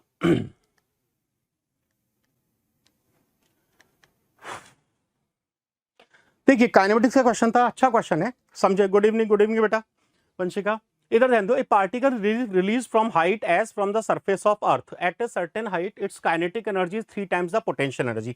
बेटा हमें ये समझ में आता है टोटल एनर्जी जो होगी काइनेटिक प्लस पोटेंशियल, ये किसके इक्वल होनी चाहिए, इनिशियल एनर्जी जो भी था। जो एस हाइट से आपने रिलीज किया तो इसकी इनिशियल एनर्जी कितना हो गया बेटा, mg इंटू एस, क्योंकि आपने कहां से रिलीज किया इसको, हाइट एस से। अब इसने बोला एक पर्टिकुलर इंस्टेंट पर काइनेटिक एनर्जी जो है 3 टाइम्स है पोटेंशियल एनर्जी के। बेटा kinetic energy equal to 3 times of potential energy. तो अगर ये वैल्यू मैं यहां पुट करूं तो 3 times potential energy plus potential energy should be equal to mgs। तो यहां से बेटा पोटेंशियल एनर्जी की वैल्यू मुझे मिल गया mgs बाय 4, और मान लेते हैं इस वक्त हाइट इसका h डैश है या h मान लेते हैं, तो बेटा ये वैल्यू हो जाएगा आपका mgh that is equal to mg s by 4। So mg से mg कैंसिल, तो मुझे समझ में आता है हाइट तो s बाय 4 होगा। हाइट तो हमें समझ में आता है, आंसर s बाय 4, यानी आंसर इन तीनों में से कोई होना चाहिए। अब साथ में इसने क्या पूछा है बेटा, इसका स्पीड भी पूछा है। अब स्पीड कैसे कैलकुलेट करें बेटा, देखिए इस वाले पोजीशन पे हाइट आपके पास इतना है और आपकी काइनेटिक एनर्जी क्या है, 3 टाइम्स ऑफ पोटेंशियल एनर्जी।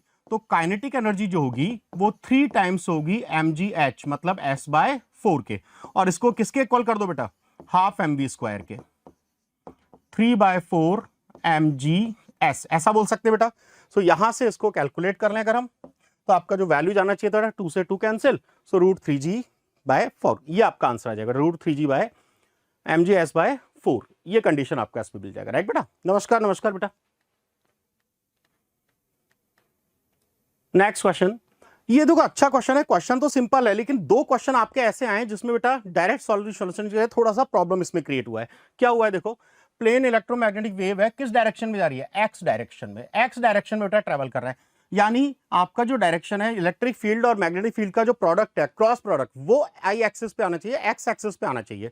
तो हम क्या करें बेटा, E क्रॉस B ये किस तरफ आना चाहिए आपका, एक्स एक्सिस पे आना चाहिए। अब बात ये आती है हमें E का वैल्यू और B के वैल्यू यहां से क्रॉस चेक करने पड़ेंगे, मतलब हमें चारों ऑप्शंस को क्रॉस चेक करना पड़ेगा और देखना पड़ेगा किससे I क्या पाता है। जैसे फर्स्ट ऑप्शन देखें हम, अगर हम इसको चेक करने की कोशिश करते हैं तो बेटा -j इंटू -j हम ऐसा बना देते हैं पहले साथ में, I J और K।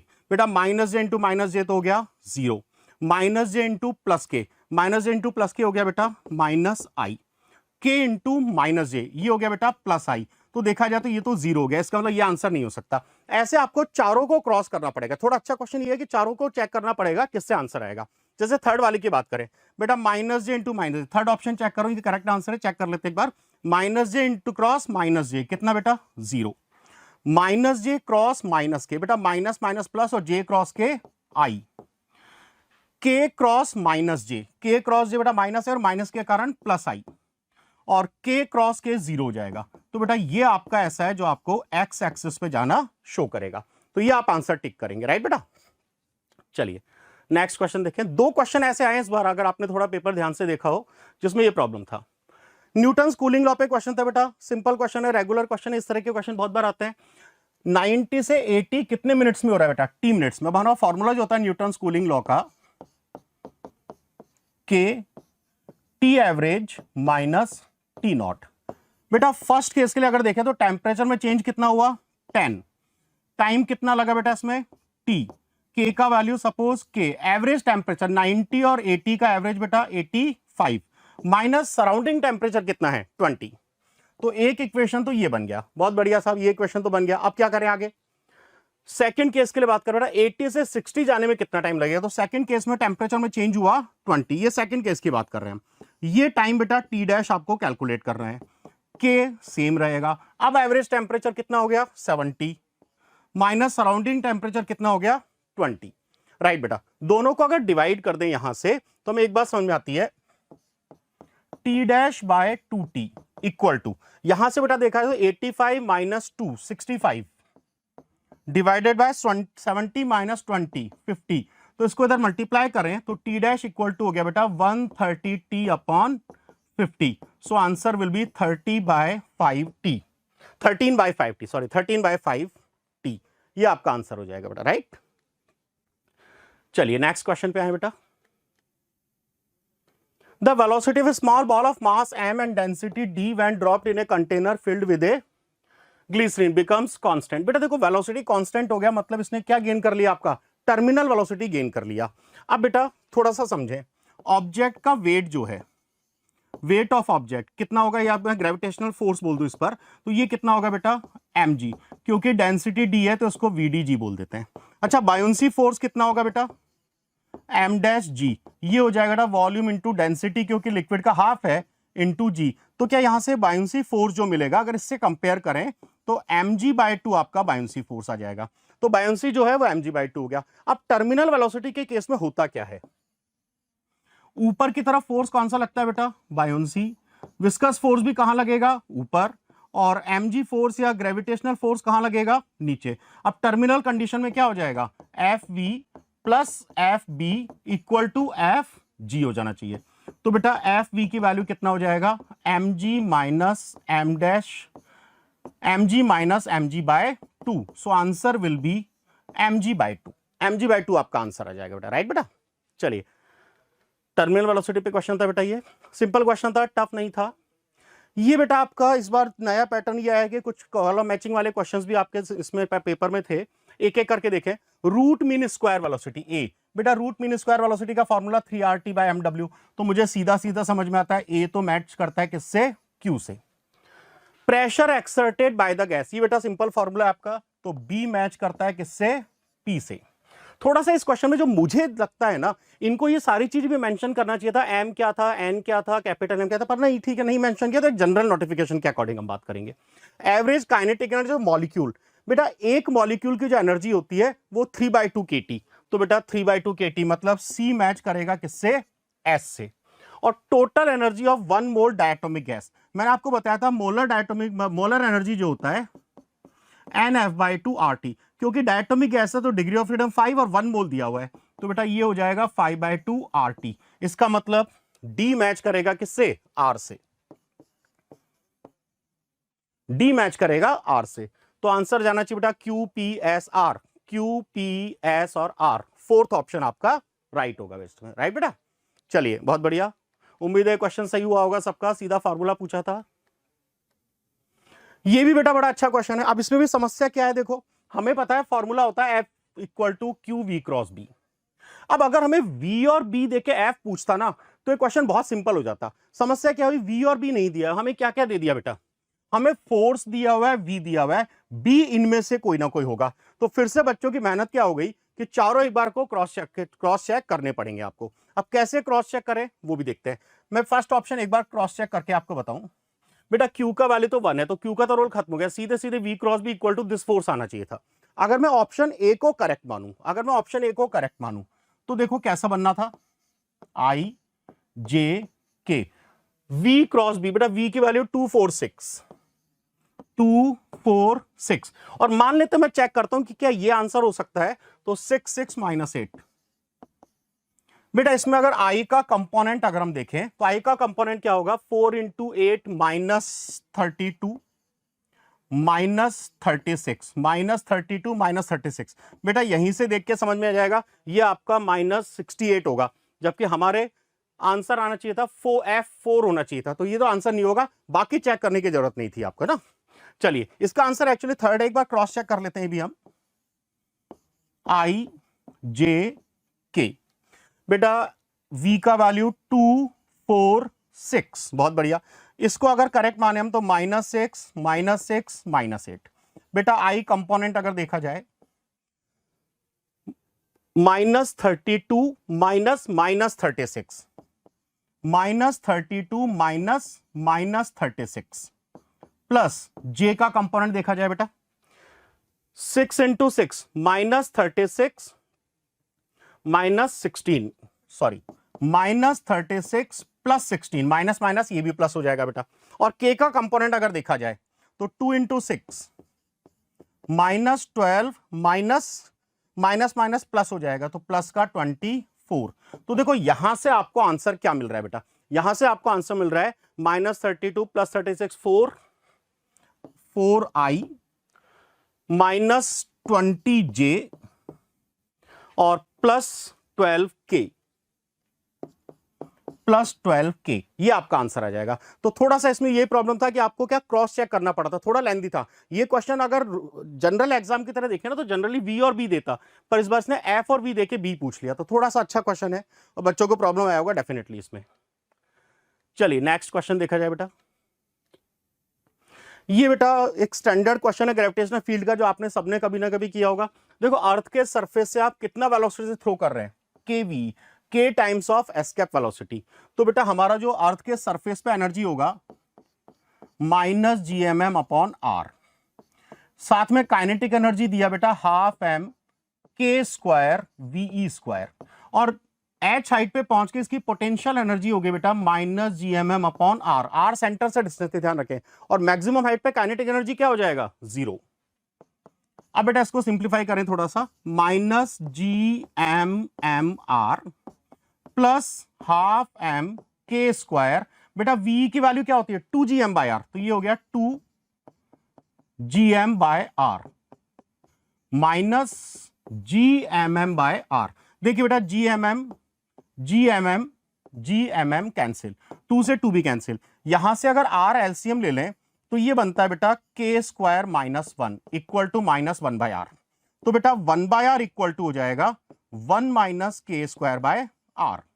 और आगे सॉल्व करें, r को मैं क्रॉस मल्टीप्लाई कर दूं इस तरफ, तो बेटा r इक्वल टू कितना होगा r अपॉन 1 - k²। अगर ये हमारा हमेशा डिस्टेंस पूछता सेंटर से तो मैं आंसर ये टिक कर देता, पर बेटा ये r प्लस h लिखना पड़ेगा क्योंकि हाइट आपसे पूछ रहा है। तो बेटा यहां से h का वैल्यू जो होगा वो होगा r upon 1 - k² minus r। Ultimately LCM ले ले हम तो 1 - k² और ये हो जाएगा बेटा k² r। ये आपका आंसर यहां पर टिक करके आना था हमें, राइट बेटा। तो इतना डिस्टेंस आपका यहां पे ट्रेवल होगा। क्या बात समझ में आ रही है बेटा? चलिए ठीक। A parallel plate capacitor has a uniform electric field in the space between the plates. If the distance between the plate is d and the area of the each plate is a, then energy stored in the capacitor. हमने capacitor यहाँ पे consider किया जिसका plate area है a और दोनों के बीच में सेपरेशन है d। आपसे पूछा गया कि स्टोर्ड एनर्जी कितना, तो इलेक्ट्रोस्टैटिक एनर्जी डेंसिटी अगर हम कैलकुलेट करते हैं तो एनर्जी पर यूनिट वॉल्यूम से आप इसको रिप्रेजेंट करते हैं। तो यहाँ पर एनर्जी बनेगा energy density multiply by volume. तो एनर्जी डेंसिटी हम रिप्रेजेंट करते हैं 12 एप्सिलॉन नॉट E² से, and volume of the capacitor रहेगा A मल्टीप्लाई बाय D, मतलब area multiply by weight. So option 4 is the correct answer. Next, polar molecules are the molecule. Polar molecule का मतलब है कि negative and positive दोनों different होता है। दो टाइप के मॉलिक्यूल्स होते हैं, polar and non polar. These are polar and these are non polar, जिनमें पॉजिटिव नेगेटिव कॉन्साइड करता है, ठीक है। सो अगर पोलर मॉलिक्यूल आपको दिया है तो having a permanent electric dipole moment. So option 1 is the correct answer. Next, in a potentiometer circuit, a cell of EMF 1.5 volt given balance point at 36 centimeter length of the wire, and if another cell of 2.5 volt replaces the first cell, then at what length the balance point occurs. अगर potentiometer concept आपको पता है तो एक primary circuit and यहाँ पर आप wire connect करते हैं, और सेकेंडरी सर्किट में आपने अननोन बैटरीज को कनेक्ट कर दिया, ठीक है। और इसके अकॉर्डिंग हम पोटेंशियोमीटर पे लेंथ देखना चाहते हैं कि कहाँ पे जाके बैलेंसिंग लेंथ हमें मिलेगा। तो गिवन कंडीशन के अकॉर्डिंग 1.5 वोल्ट पर लेंथ हमें मिलता है 36 सेंटीमीटर। सो 2.5 वोल्ट की अगर आप बैटरी अप्लाई करते हैं तो कितनी लेंथ पर ये बैलेंस पॉइंट हमें मिलेगा, और ये बैलेंस पॉइंट हमें कैलकुलेट करना है। ओके, तो पोटेंशियोमीटर में सर्किट में पोटेंशियल ग्रेडियंट कांस्टेंट होता है, E is equal to phi L, यानी हम यूज कर सकते हैं E is proportional to L। So E1 upon E2 is equal to L1 upon L2। तो first battery 1.5 volt, second battery 2.5 volt. First में balancing length हमें मिल रहा है 36 सेंटीमीटर एंड L2 हमें कैलकुलेट करना है। So L2 is equal to 36 multiply by 5/3, because 1.5 divide by 2.5 3/5 को ये रिप्रेजेंट करेगा and the answer is 60 centimetre. So option 2 will be the right answer.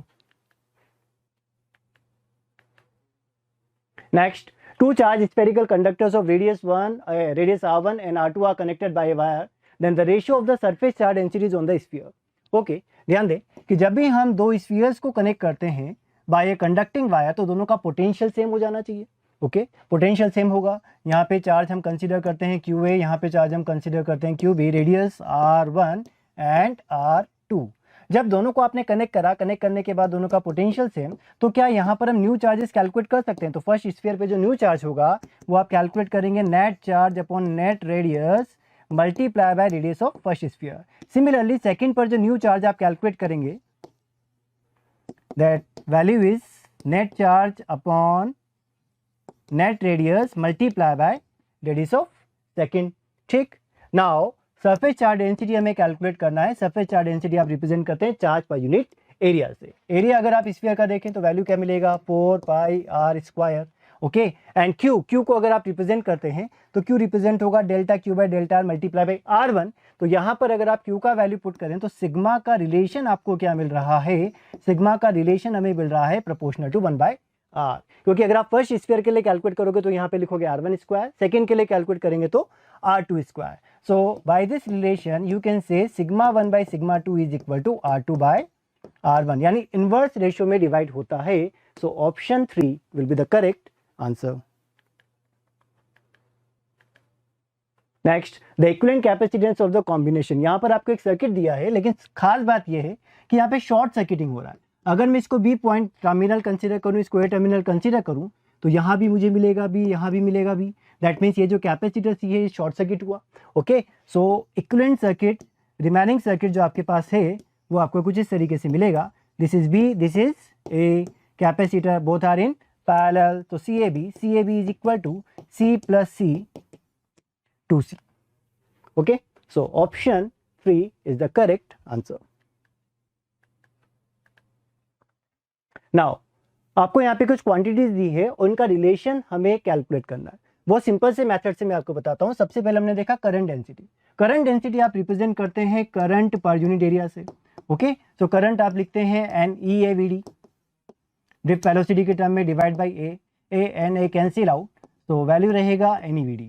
Okay, now drift velocity आप लिखेंगे acceleration multiply by time से, और acceleration लिखा जाता है QE/m मल्टीप्लाई बाय टो। किसी भी चार्ज पार्टिकल का यूनिफॉर्म इलेक्ट्रिक फील्ड में जो एक्सेलरेशन होता है वो QE/m यानी फोर्स अपॉन मास से दिया जाता है। अगर आप यहाँ पे वैल्यू पुट करें तो ये रिजल्ट आपके पास रहेगा NE² tau by m multiply by E, और इसी को आप रिप्रेजेंट करते हैं सिग्मा E से और E बाय रो रजिस्टिविटी से। तो एक जनरल इक्वेशन हमारे पास आ गई। अब एक एक क्वांटिटी को हम कनेक्ट करना चाहते हैं। फर्स्ट आपसे पूछा ड्रिफ्ट वेलोसिटी, तो ड्रिफ्ट वेलोसिटी हम रिप्रेजेंट कर सकते हैं। देखिए यहाँ पे ड्रिफ्ट वेलोसिटी आपने रिप्रेजेंट किया E टो बाय m से, तो जो A है वो रिलेट हुआ R से।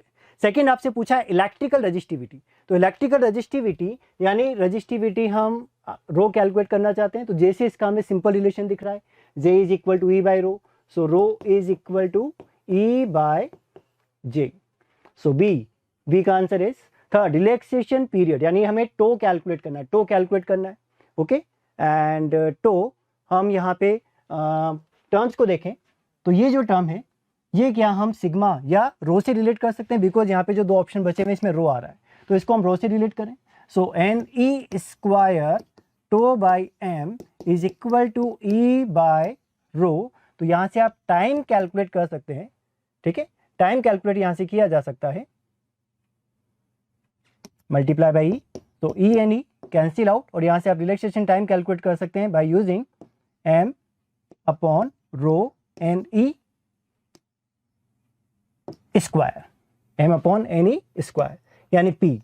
तो relaxation time is P, current density calculate करना है, करंट डेंसिटी, अब रिलेशन आपके पास यही है तो जे को आप सीधे सीधे रिलेट कर सकते हैं एन ई वी डी से।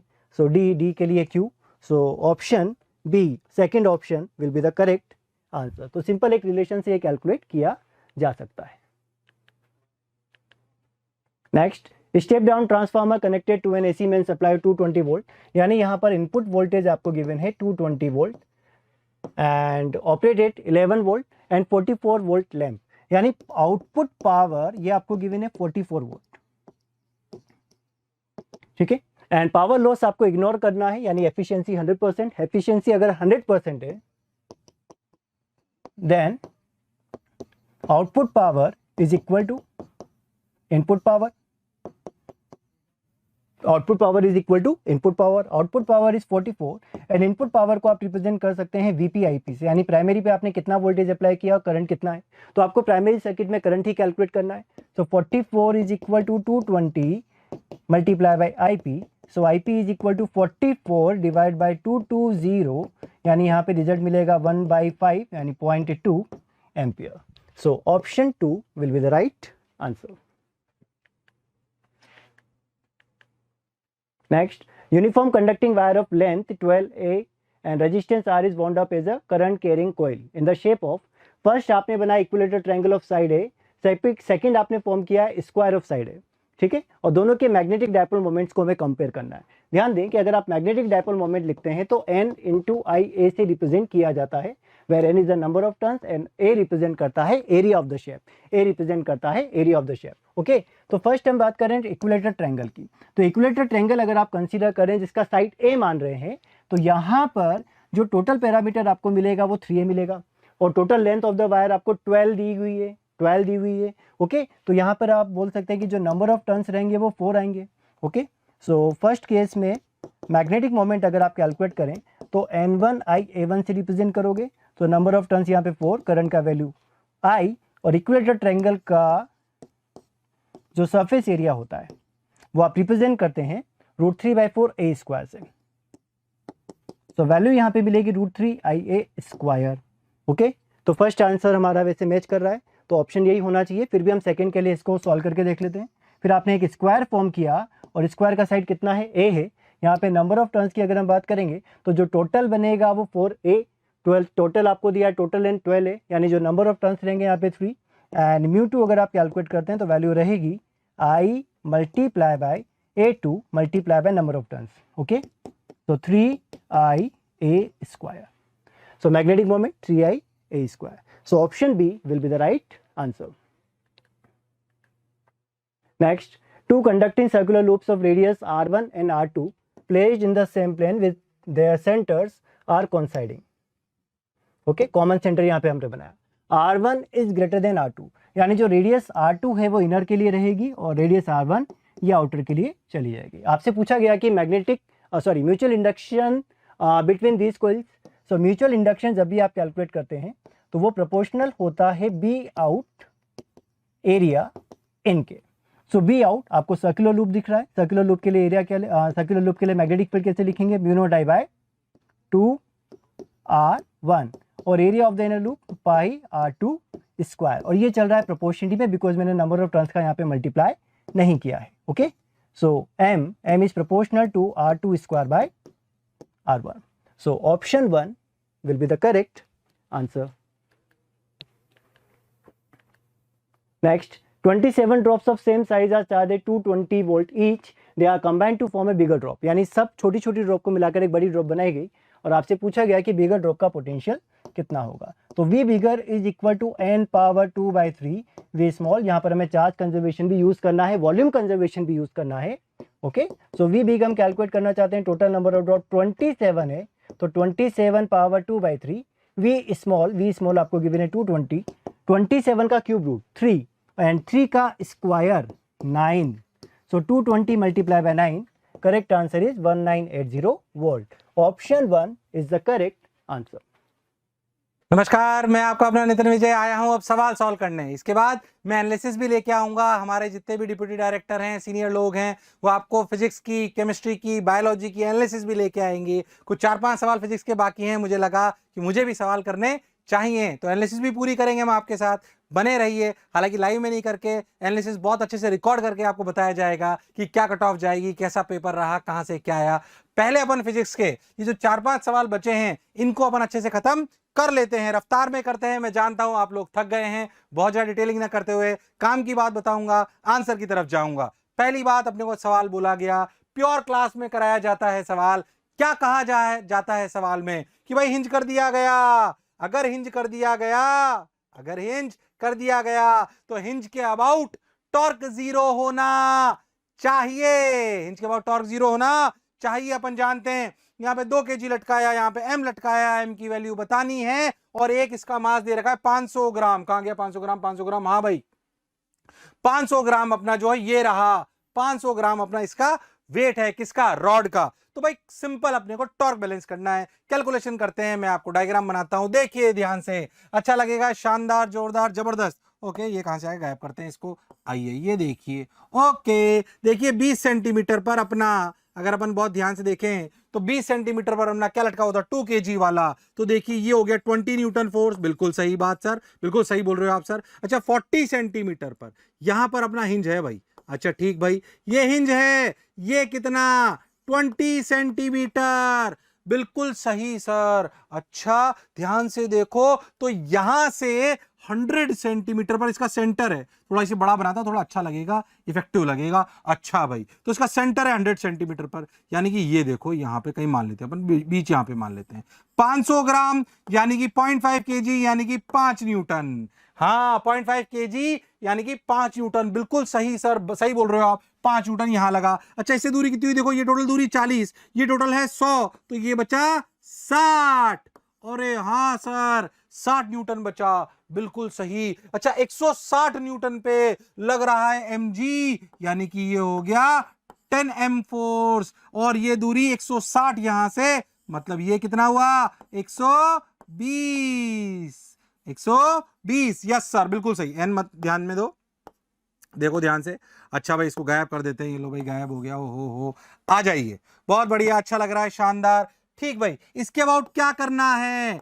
टॉर्क 0 के बराबर करना है। बिल्कुल सही सर, टॉर्क 0 के बराबर करना है। ये 5 न्यूटन और 10 m का जो फोर्स है, क्या ये इसको क्लॉकवाइज घुमा रहा है? हाँ सर, ये क्लॉकवाइज घुमा रहा है। तो भाई लो भाई, तो 5 × 60 ये वाली बात, ओके, प्लस 10m × 120, बिल्कुल सही, ये वाली दूरी, ये जो अपन ने 120 लिखा था, बिल्कुल सही सर, इक्वल टू इस 20 का टॉर्क 20 × 20। सॉल्व करो, m की वैल्यू आई 1/12 kg। आंसर अपना आया पहला, बिना किसी दिक्कत के, बिना किसी डाउट के सवाल हो गया सॉल्व। आशा करता हूं आपका सही गया होगा। चलिए भाई आगे चलते हैं। अच्छा भाई एक और सवाल, किससे? अच्छा सवाल आया अपना ऑप्टिक्स से। ठीक है भाई, सवाल को सॉल्व करते हैं। एक लेंस, एक मिरर। सही बताऊं तो क्लास में बिल्कुल ऐसे ही सवाल कराए जाते हैं, जिन्होंने नोट्स पढ़े होंगे उनको एग्जैक्टली सेम लगा होगा। लेंस, फिर मिरर, फिर वापस लेंस। कई बच्चों ने गड़बड़ करी होगी, लेंस से इमेज बनाई होगी, मिरर पर इमेज बनाई होगी, फिर भूल गए होंगे। इमेज बनाई थी लेंस, मिरर, फिर वापस इमेज। अच्छा पूरा करते हैं, ध्यान से सुनते हैं।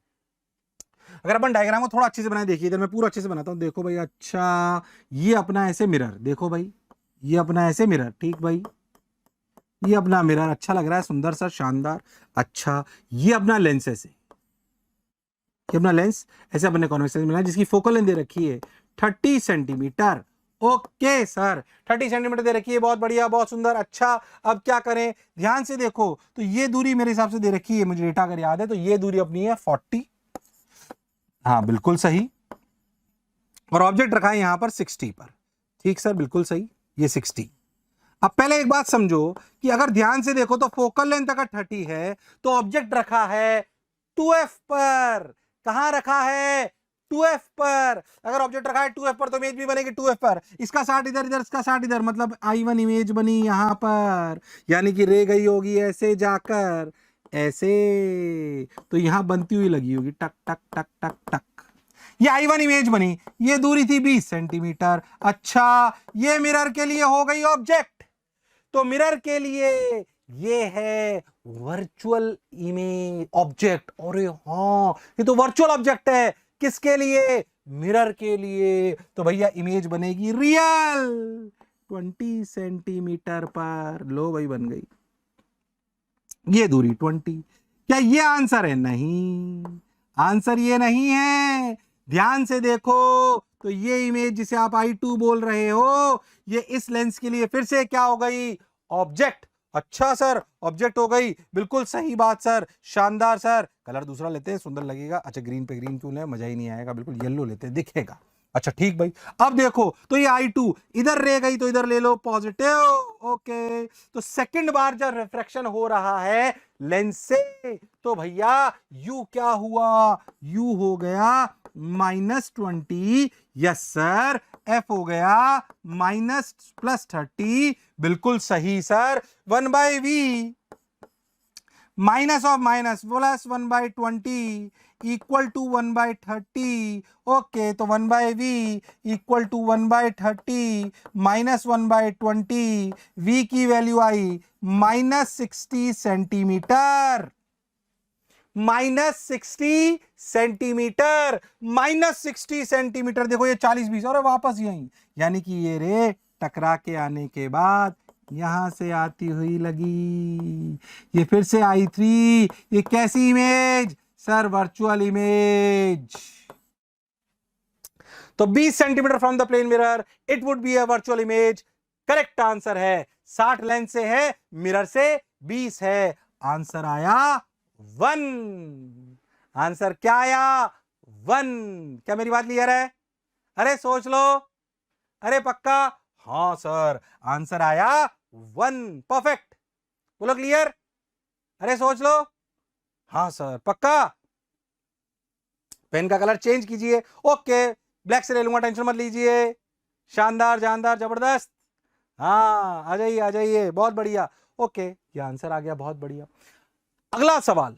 A car starts from rest and accelerates at 5 meters per second square at t equal to 4 seconds. A ball is dropped out of a window by a person sitting in the car. What is the velocity and acceleration of the ball? Answer वैसे 20√2 और 10 है। पूरा ढंग से करके बताता हूं। Car चली भाई अपनी, कितनी देर चली भाई? कार अपनी चली, लो भाई, चली चली चली चली, लो भाई। अरे कार अपनी चली, लो भाई, येलो को ब्लैक कर लेते, आ जाओ भाई आ जाओ, येलो येलो डर्टी फेलो हटा दिया। ये अपनी कार चली, कार चली, मान लो t इक्वल्स टू 0 पर और 4 सेकंड पर उसकी रफ्तार हो गई। ध्यान से देखो तो उसकी रफ्तार हो गई v बराबर u प्लस at। तो 5 इंटू 4 20 मीटर पर सेकेंड। हाँ सर, 80 कर लिया अपन ने, कुछ नहीं करा। 5 इंटू 4। हाँ सर।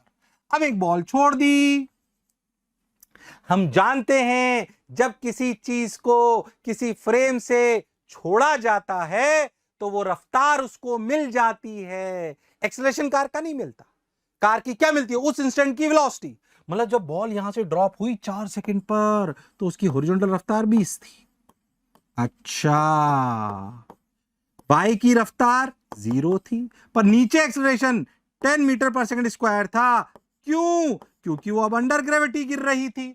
अब तो वो फ्री हो गई है, किससे?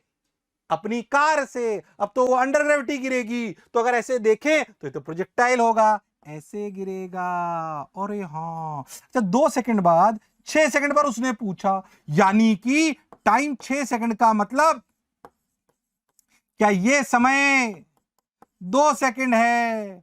हाँ सर। तो सोचो, ये 20 तो 20 का 20 है। एक्स डायरेक्शन में कोई रफ्तार चेंज नहीं होती, यस सर, कोई रफ्तार चेंज नहीं होती।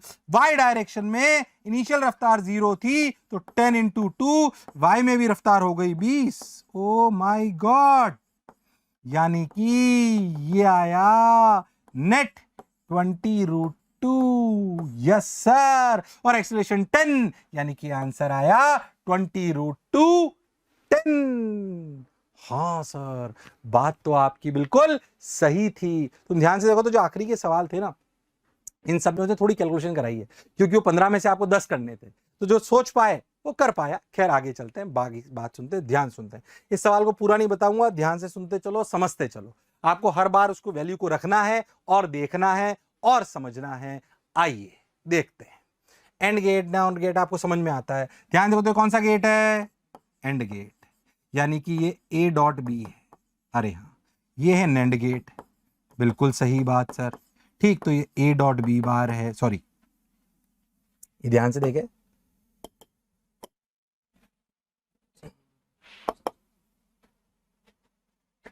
देखो इधर, ये अपना इधर कहां गया इरेज।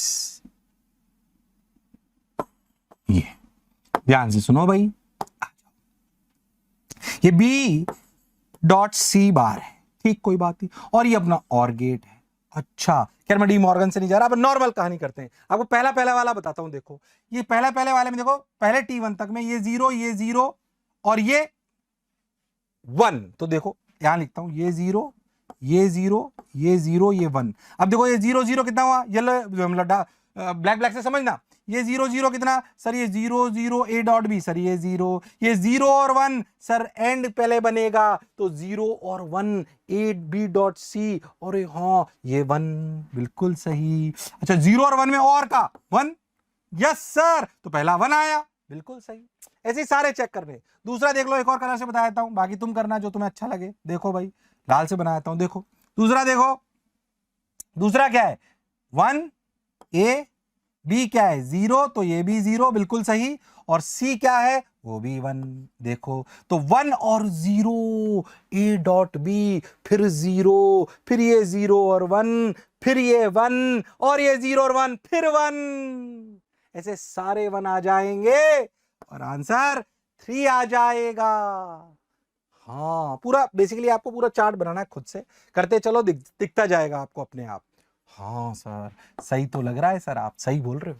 तो पूरा नहीं कर रहा हूं, आराम से आपको दिखाई देगा, आसानी से। टाइम बचाते हैं, आंसर आएगा पूरा 5 वोल्ट, मतलब पूरा 1 आ जाएगा सबका रिजल्टेंट। अच्छा, बोलो क्लियर।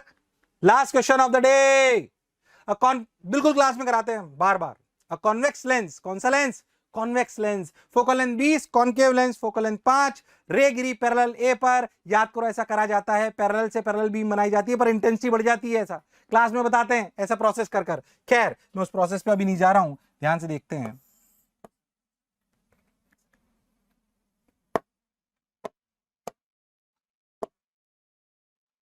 पेन सेलेक्ट कर लेते हैं, आ जाओ भाई।